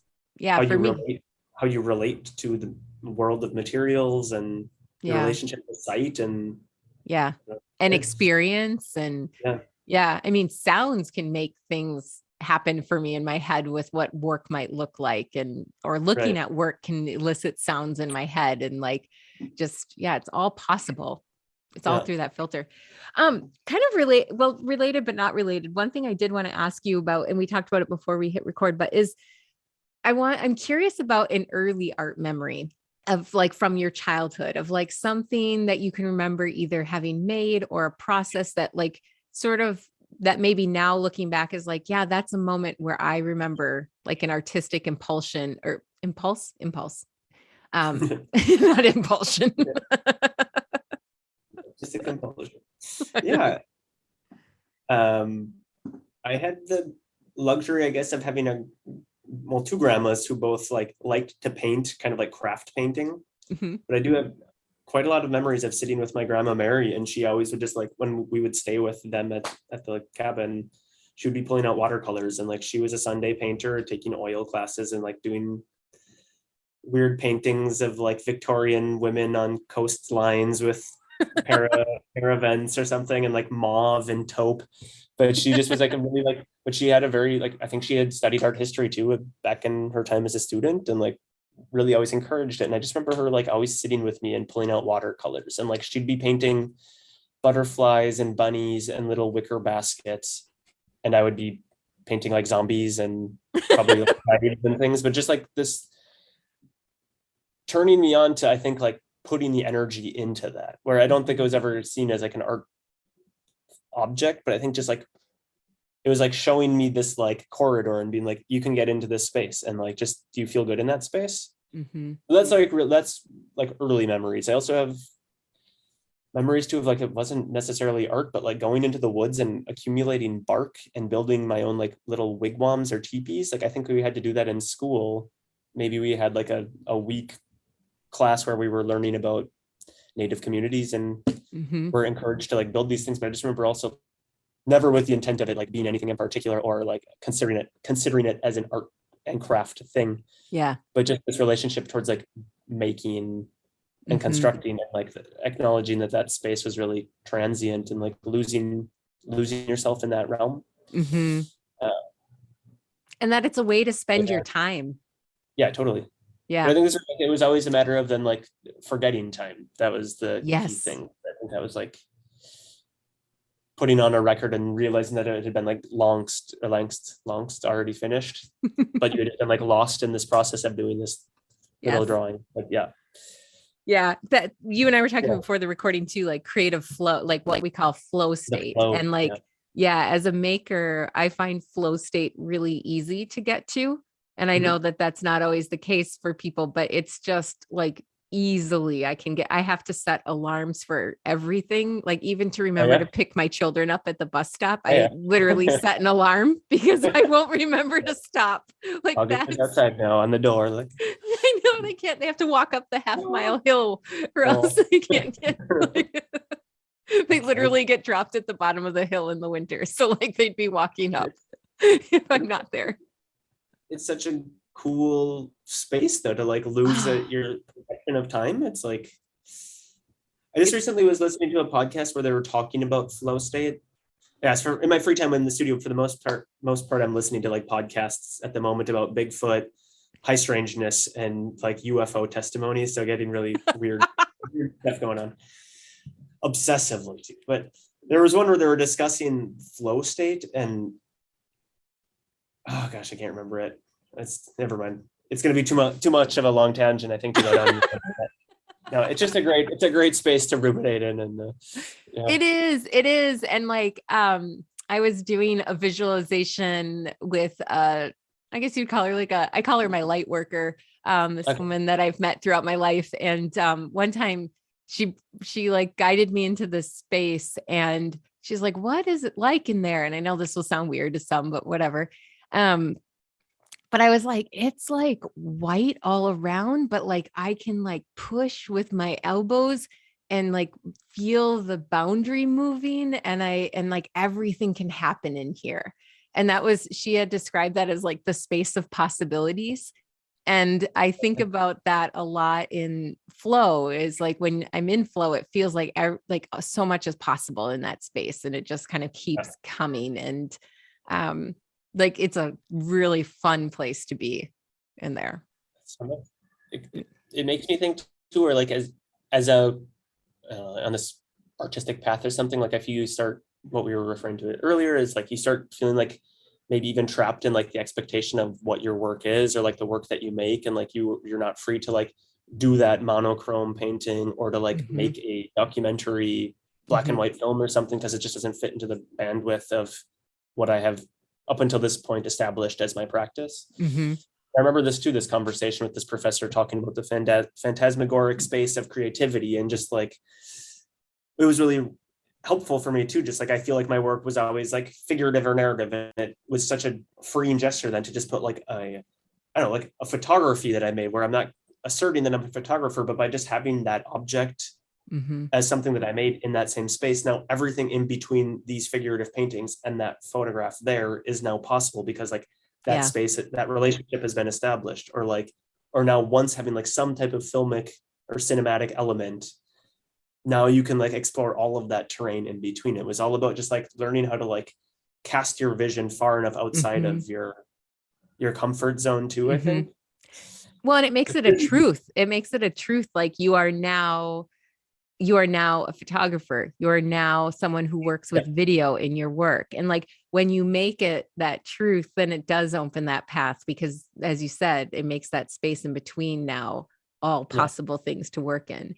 But I otherwise think, it is so stifling to just kind of be like, identify like, oh, this is my yeah. position and this is my identity. Like, I don't go out Saturday night, or like, I don't do this, you know?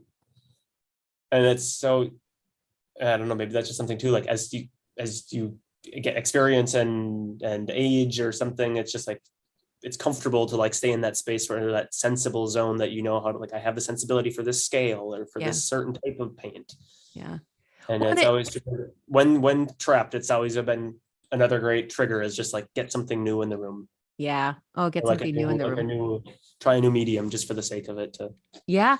And I think Yeah. a lot of people don't let themselves do that for a whole variety of reasons. Like it might be because the identity that they have feels very, very good to them. And so they don't really want to take something that might pull them away from that a little bit more, or who knows.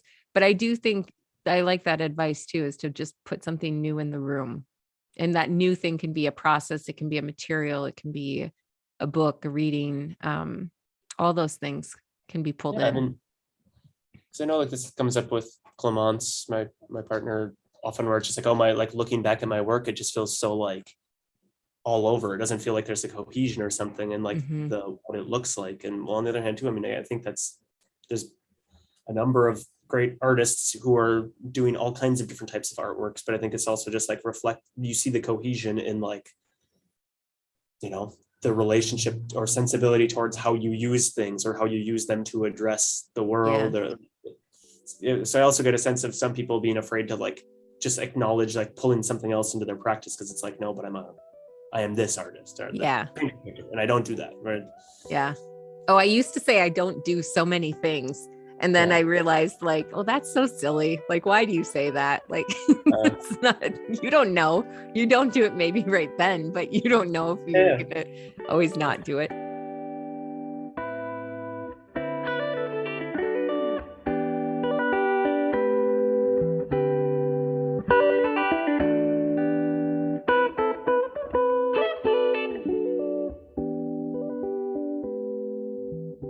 Well, let's see. I'm just thinking, why don't we move into the final part of our conversation, which is I'm going to call the studio time wrap up. And it's a set of questions that I've been asking each of the guests. And one of them has to do with songs. And so we'll get into that part. And then, but we'll start with, so the first part that I want to ask you to do is to finish a sentence. And it is, when I don't know what to create or make, there's a couple of things I do when I don't know how to create or make. I either like will start cutting up cardboard or kind of like ripping things, or I will start writing, or at the moment I'll like sit in the middle of my room of my studio and be like practicing French, or just like doing like Duolingo or something. So I will try to do something where it's just like a time-based thing where I'm like forced to like go through these motions, but I'm still like soaking stuff in around me. In the terms of like cutting cardboard, I think it's just like, oh, this is something I wanted to go back to this before. I'm like shredding material. Yeah. Making refuse, I think, is really important. It's like destroying. But it just a second back to what you said when you were working with your light worker in this space where you're like asserting and pushing all this possibility in all these directions. Have you ever read The Poetics of Space? Yes. By Gaston Bachelard? Yeah. Yeah. It reminded me of like he's writing about how a bird will make its nest. And it's just like this process of one of the birds will go and collect and make a little pile of material. And then the other bird will just sit on that pile of material and gradually just start pushing its body in different directions until the material starts like, you know, forming a little cavern where the body rests in. And as the bird pushes more, there's more give. And like it starts creating the space defined by the specifics of its own body. And I've always loved that in the terms of like your studio. You're always like like either like like psychically as well as physically, like asserting your body in different dimensions and different directions in order to like create that space where you move in between, like you are the nexus in this web work of attempts and gestures. And so like when I don't know how to create or something, I think too, I'm going to start doing stuff where I'm like making a pile of just like material that I'm sitting on. And then hopefully that jump starts it. That was a vague answer. No, it's a great answer. And it's a little bit of a funny tangent because your sister and I just recently, I brought her a collage packet from one of my friends, Ann Lawton, who's an art therapist. And she makes these collage party kits, and they just come with like tons of materials inside of it and like a glue stick, and you just need scissors.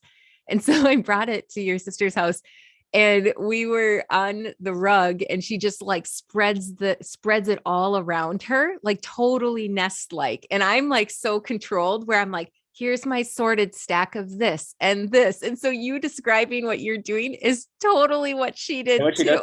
Yes. Like I remember watching her like grade student work or something since a long time. It's just like papers kind of like spread out all around her where it feels like she's like in the middle of the work. Nice. Yes, that's exactly it. For me, I think that's an important thing though, is where I just have to like feel okay, like I'm surrounded in the middle of it, and it's just gonna be like, at what point does that urge boil up where I'm just gonna go and like stab something? Yeah. Or, like I have this like paint loaded on a brush, and I'm like, when am I just going to get the courage to just go and possibly destroy something? Because I think also this, like when you get to that point where you're just kind of like, I don't know what else to do. It's kind of like, maybe because everything is lukewarm, like if it's too hot, you jump out, or if it's too cold, you get out too. Like when you're just in this like lukewarm, it's okay. It's not bad. It's not good. I don't love it. Yeah. It's like, I can just sit in there and you can just kind of mull in that zone. And then you really need something to just be like, no, screw that. Like, yeah, enough of this mediocrity. It needs to be either great or it needs to be not at all. And and you need something that forces that reaction, because that's when it moves you into a reaction. And reactions are, I feel like when I use the word reactions, I always think it's something is strong that comes with it. Like it's a strong gravitation or it's a strong repulsion, but it's not unclear how I feel. Yeah. Yeah. Okay, well, the next part is I asked you to share 5 songs that you could listen to like on repeat in your studio or anytime. And so I'm going to list those songs.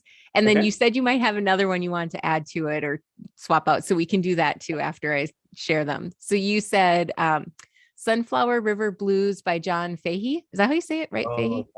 John Fahey. Yeah. Fahey. And then Storm by Godspeed.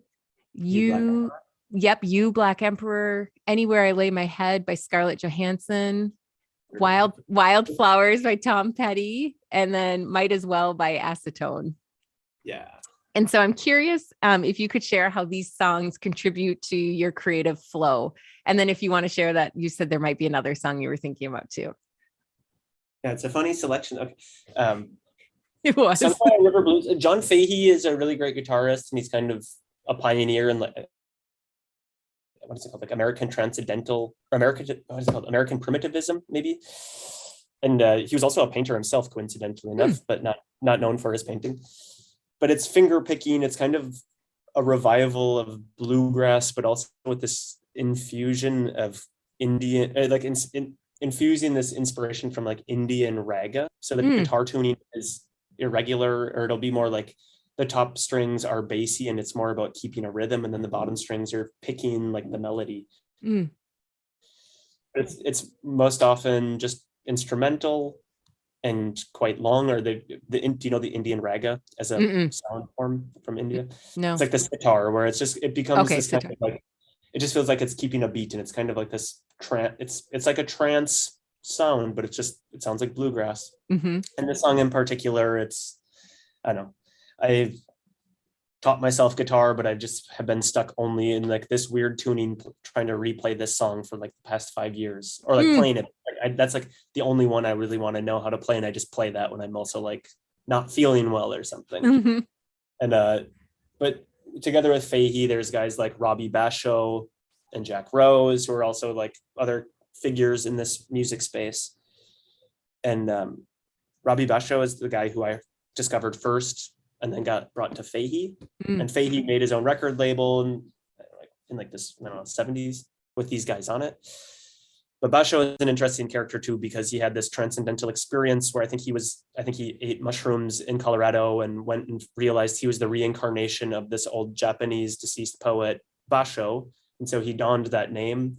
And all of his tuning, like he had this really weird kind of like synesthetic relationship to music, where I think he attributed all kinds of emotions to certain keys and tunings. Mm-hmm. And if you like, you can go onto his website online. He's passed away since a while, but there's a way to like break down the color codes and emotional like links to certain tunings that he generated for his oeuvre. And it's very interesting to think about, like, you kind of have like the cipher or the legend to go and like Yeah. get that emotional register that he was. It's kind of like he was, when you're doing spell work or something, Mm-hmm. it's all about intention, and like magic can be anything, but it's also like one thing that's really important about magic is like precision. Like you have a ritual and you're Mm-hmm. precise with like what means what. Mm-hmm.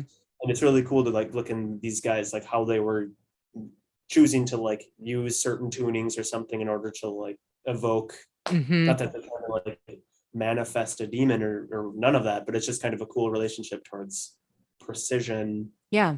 Also this kind of like esoteric relationship, which I appreciate. um Godspeed You Black Emperor is a really awesome post-rock band from Montreal, and a lot of the songs are super, it's like melancholy and epic, and there's this always this like brooding kind of like, it sounds like after the Big Bang, where there's just kind of this like chaos of noise and then maybe like sampling of audio tracks or something coming in. But these songs can also just go on for an insane amount of time, and they take you on a roller coaster of like emotion. You just like, you're not even I don't even find myself listening to it, but I just feel myself being like brought up on this like roller coaster of like, Mm-hmm. you just feel like a surge and then it's going to like drop. And I don't know, it's a really, really great song in particular to Storm. I feel Mm. like in general, I think about my work, as we were saying before with color, I think it's a lot about like storm patterns moving through my studio. And I feel like, okay, I'm in the wake of a Mm. hurricane, or like there's been this like orange haze on all of the paintings. It's all like orange swamp or Mm-hmm. something. And so in general, I always love this idea of the storm. Mm. And that song in particular is really great. Anywhere I Lay My Head, it's a weird one that I chose to put in there. I don't really remember why I did that. Scarlett, it's a great album. It's like Scarlett Johansson's first album, and she's like covering a Tom Waits song on the album, and like somehow it is an album that I don't think it's like the best, but regularly I find myself coming back to it. It's like I can't say too much on that one. I'm not sure what I was thinking. Wildflowers by Tom Petty. It's also gonna be like Wildflowers as covered by Trampled by Turtles is also really great. But Mm-hmm. it's such a good song. And I think it was a moment where Tom Petty was just like, he and his wife either were just about to divorce, or they had just broken up or something. And it's like a song, I think, essentially where he came out and he just sang it right out of his head. Like I think he had Yeah. been formulating it, but it was not I don't know how some musicians do it or not, but I don't think he had like written everything down. I think it was just kind of like, it just kind of poured out of him. Sure. It's such a like feel good song, or I don't know, there's something really emotional about that song to me. That whole album is kind of like It's it just a has good album. it's like bittersweet. Like it Yeah. has, I was just read this book called Sweet Bitter, and it was a novel book, but I kind of like Sweet Bitter better than Bittersweet, actually, because that's sort of like that album for him is like you're hit with sweetness, but there is like some underlying, like not bitter in like the emotional begrudging bitterness, but just in that little bit of aftertaste that sort of doesn't, yeah. It, It there's feels like something, he's like recognizing I'm in this shitty yeah, thing, but it just feels like acknowledging like you're in the mire, but yeah, there's a direction. And it yeah, feels like there's like some kind of like rope pulling him out there. I think it's yeah, a really great album. But yeah. um and then Acetone, Might As Well. This is like a song a fellow student showed me like 10 years ago. And Acetone, I don't know how, I've never met other people who like this band, and it's become one of my favorite bands. They were around in the early 90s in California, really inspired by like Townes Van Zandt and Graham Parsons. So it's kind of like, Hmm. I think they were really turned on by like psychedelic country, Mm-hmm. but it's very much like a precursor to shoegaze. What's that? It's like Mogwai or maybe like Portishead or something, where it's kind of like, I was going to say something about like melancholia in music. I feel like all of the another like Oh Sweet Nothing from Lou Reed or the Velvet Underground should be in there as well. Mm-hmm. Mm-hmm. I think I'm a sucker for melancholic music, or Mm-hmm. this kind of like the necessity to have something that's kind of like tragic or kind of like bittersweet, I think is something that I really yearn for. Like I'm not constantly able to listen for too long to music that's all happy-go-lucky. Or maybe that's why the Wildflowers album feels good, because there's something about like there's some sadness in there. Mm-hmm. And Might As Well is this like weird, Might As Well from Acetone. It's kind of like Oh Sweet Nothing from Velvet Underground, where it's just kind of like, it's kind of like, I don't know, well, might as well do this. I don't know. It feels like you're just kind of like treading water and like trying to come over this hump of realizing like, okay, well, what are we going to do? Where is it going to go? Yeah. Is it going to be blue or is it going to be red? Like, like you can always just hang out in this like waiting for Godot space or something. And like, yeah, I really like that song. Is a cool song. Nice. I'm trying to think. No, there could be many more. It's funny. I put the Scarlett Johansson song. It's kind of, that album is weird. It's good. I don't know. I was so surprised. A guilty pleasure that I put in there. Yeah, I didn't know anything about it, and I was like, "Really? Did he write? Is it really Scarlett Johansson?" And I was kind of like digging, because I listened to the music too when people send it, and I was like, and like the Acetone one too. I had to do some digging to find them, and I was like, "Oh, interesting!" Like just they're cool like that. I don't know, like that. I think the singer committed suicide pretty early, so they didn't put out many records, and it was before they really got attention. But like that vibe really suits me when I'm working in the studio. Like that sound quality is something that's kind of like lo-fi recording and kind of, I don't know. Yeah. I appreciate that. Cool. Okay, so I have a couple more questions for you that are so this next one is, what brings you joy in your creative life? Yeah, I think it is that. I don't know if this is while we were recording or before, but there was like, I was saying earlier in the week, there were just like 2 days where it's just like, I don't know what it was. It wasn't even that I made something or finished anything, but it was just like something was clicking. Like there was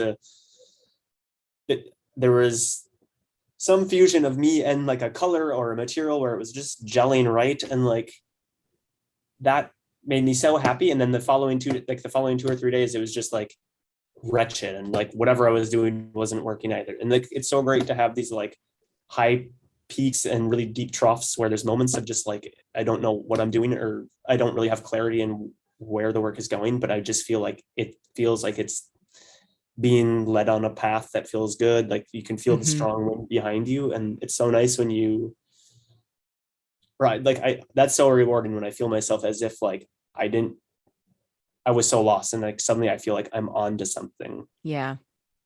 And like, I can try to like induce that with like the books I'm reading and the stuff I'm listening to or whatever. Like you can kind of like try to like, I'm trying to like trigger it, I feel like often, or trying to like prepare the ritual where it will have, it's like this like making process is so much of a ritual or a spell work. And I need to like set all the parameters around my space that stuff's right. Like, did I read the good stuff this week? Like, did I have the right sound on?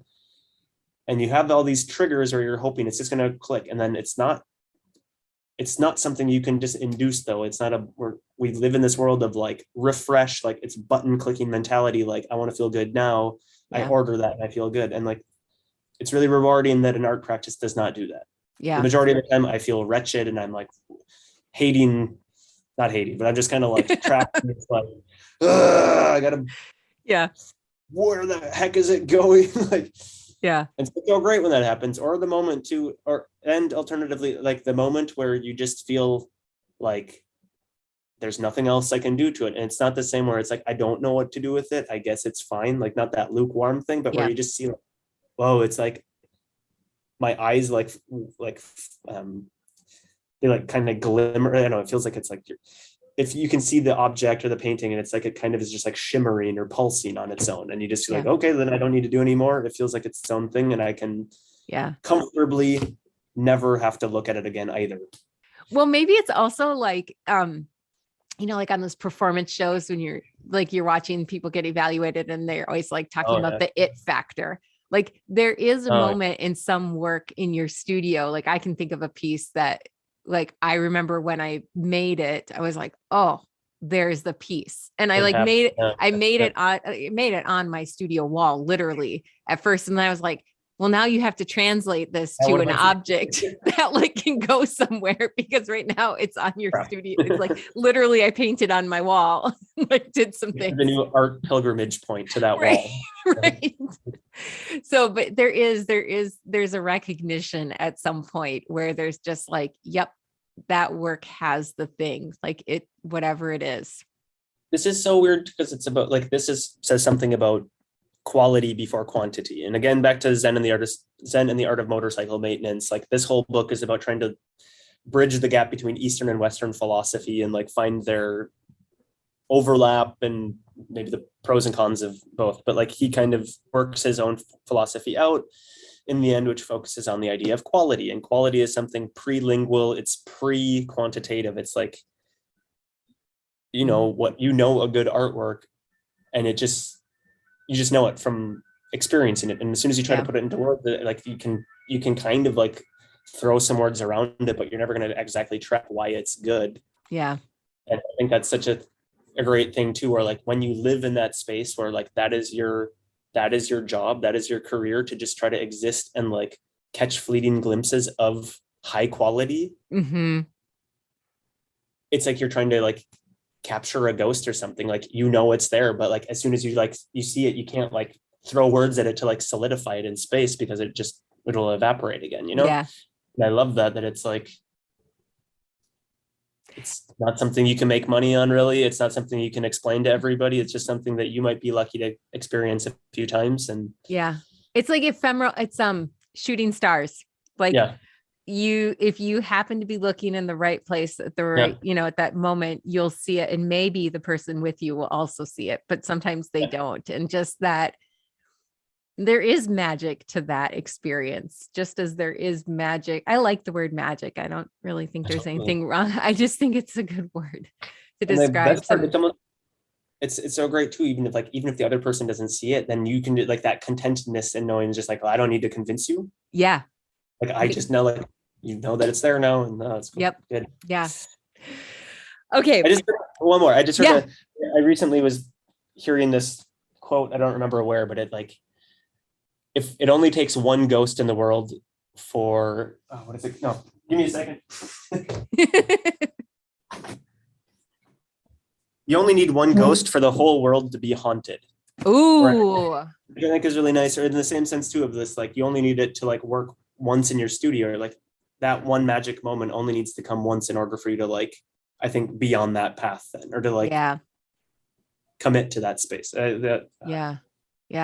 Yeah. But it sucks when you spend so much time and it's not coming, on the other hand. It does. And I keep thinking of like when we're talking too about the like, it's not like a high, but maybe it is like a high of like when the piece comes out or when the experience, whatever it is that you're making, like comes out in this way that feels so alive, so real, so right. And then it makes all, it's that cliche, it makes all the struggle worth it, but it does. Like it makes all that time of the explore. And I try to think of it as exploring rather than struggle. I think that's a framework I use in my own thinking. Like I'm exploring during this time. Like when you explore, things don't always work. You fall, you like, and exploring, you don't always know what's going to be at the end of that exploration, just like you wouldn't if you were physically exploring a space. And so trying to hold on to that through the practice, because knowing that sometimes at the end is like the awe-inspiring thing that comes. And I think, keeping a mindset of exploration helps make the time worth it too. Yeah. I guess I just recently had done some work with this gallery in Japan.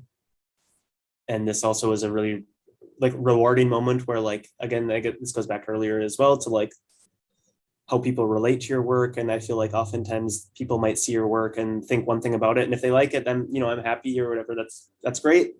But it's so nice where like, it feels like in this circumstance, working with these people in Japan, like they really just without even, it was really hard to communicate. We had like somebody translating for us, but like, they just got exactly into like the intuition and understanding like shadow, the way you're like shadow has just as much agency as the object itself. The shadow is way more important than the thing that's there. Or like, and when somebody was just able to like see it and just be like totally understanding it, or like understanding choices or process without understanding the content necessarily, like that was super cool, where you just feel like, oh, I now meet somebody and we it's not about having the same language, but maybe just like you can acknowledge like, oh, there's a similar appreciation for something that you kind of feel is so like special and private to yourself. Yeah. You feel like you're on this, like digging this weird little hole, and you find that somebody else crossed that path too. It's super. Okay. Was there another question? There's one more. Okay. The last one is finish the sentence. My creativity is.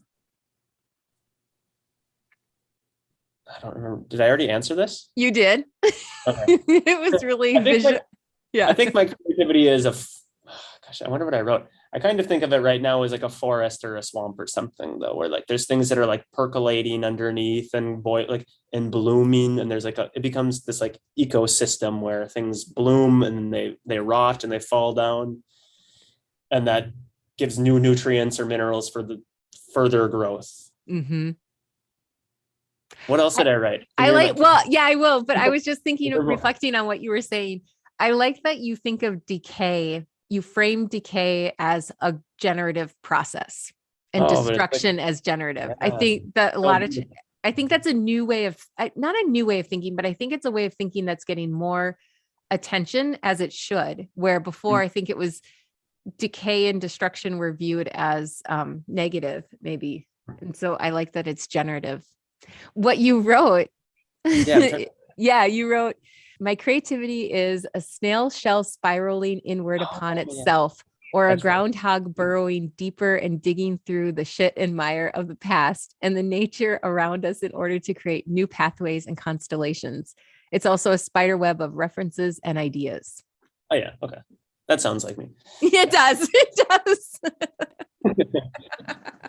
Like the snail shell is also this reference, I guess, in Poetics of Space as well, where you just like keep turning in on yourself or like burrowing in on your own world. And as you keep going inward, I guess it's nice to do with the idea of like meditation, or keep going into your own private phenomenal space in your practice, the more that the house that you inhabit with that work or something grows around you. I like that. But yeah, also I just feel like this, do you know Donna Haraway? I'm gonna write it down. She's great. She's maybe like the chair of the like the Institution of Consciousness at UCLA. I think that's maybe what the department is, but she's like a radical thinker, feminist writer. She's known for writing the Cyborg Manifesto. And she's written just recently like a couple of books about the Anthropocene and Staying with the Trouble, and like a manifesto about like dogs and humans, like this like interspecies relationship. But all of like when you read her writing, it's kind of it's a trip, because it's super just about like network or like web work theory. Like her ideas are just like jumping from like this thinks about this, and you're just kind of getting into this lattice web work of thought. And generally, like I like what she's writing, like it's quite interesting. But like it's so strange how I don't know, I find myself just like accumulating all of these like weird interests or like pictures or motifs, or like you have your vocabulary, but it just feels like it's like all around you and not in one direction only. And so it's so weird to figure out, how do I move between these spaces? And well, it also makes me wonder, is the idea that it should move in one direction, or that people should move in one direction, is that a human imposed structure? And that the natural way or the intuitive way of really thinking or experiencing things is more web. Yeah. True. But in order to like, I guess I have the impression that like it's probably more productive towards like making things in a commercial sense, that it's just like logic one directional, like this idea of crisscrossing and going back all over maybe just doesn't feel as efficient. By some standard. Well, and I'm just thinking like, okay, if we're thinking about web, like a spider web, like there's actually so much methodology to the way that they work. They start at the center, right, and radiate outward. And there is a direct path. Maybe that's where structure comes in. Yeah. Creativity is a weird thing. It sure is. Understand it? It sure is. Well, Anders, thank you so much for this conversation today. And I loved all the ways that it moved, and hearing about your path and the way that you think about your work and your practice is really, it's inspiring. And I know I'm going to be thinking about it for a while. Cool. Thank you so much for the invitation. It came at a perfect time and was happy to get to be a part of this. Well, thank you. Looking forward to hearing more.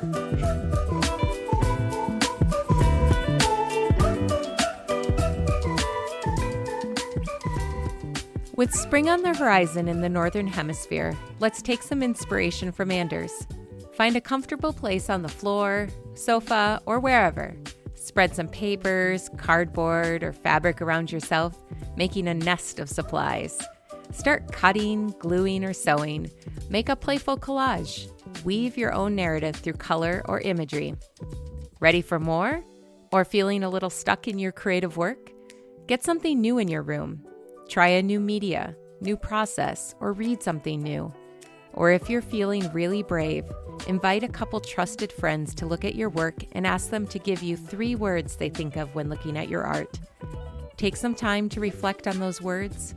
Try them on. What do they mean to you, to your art? You can find Anders on Instagram at Dickson Anders. And as always, thank you so much for joining us for this episode. If you enjoy the podcast, please share it and rate and review wherever you listen to your podcast. Until next week, bye.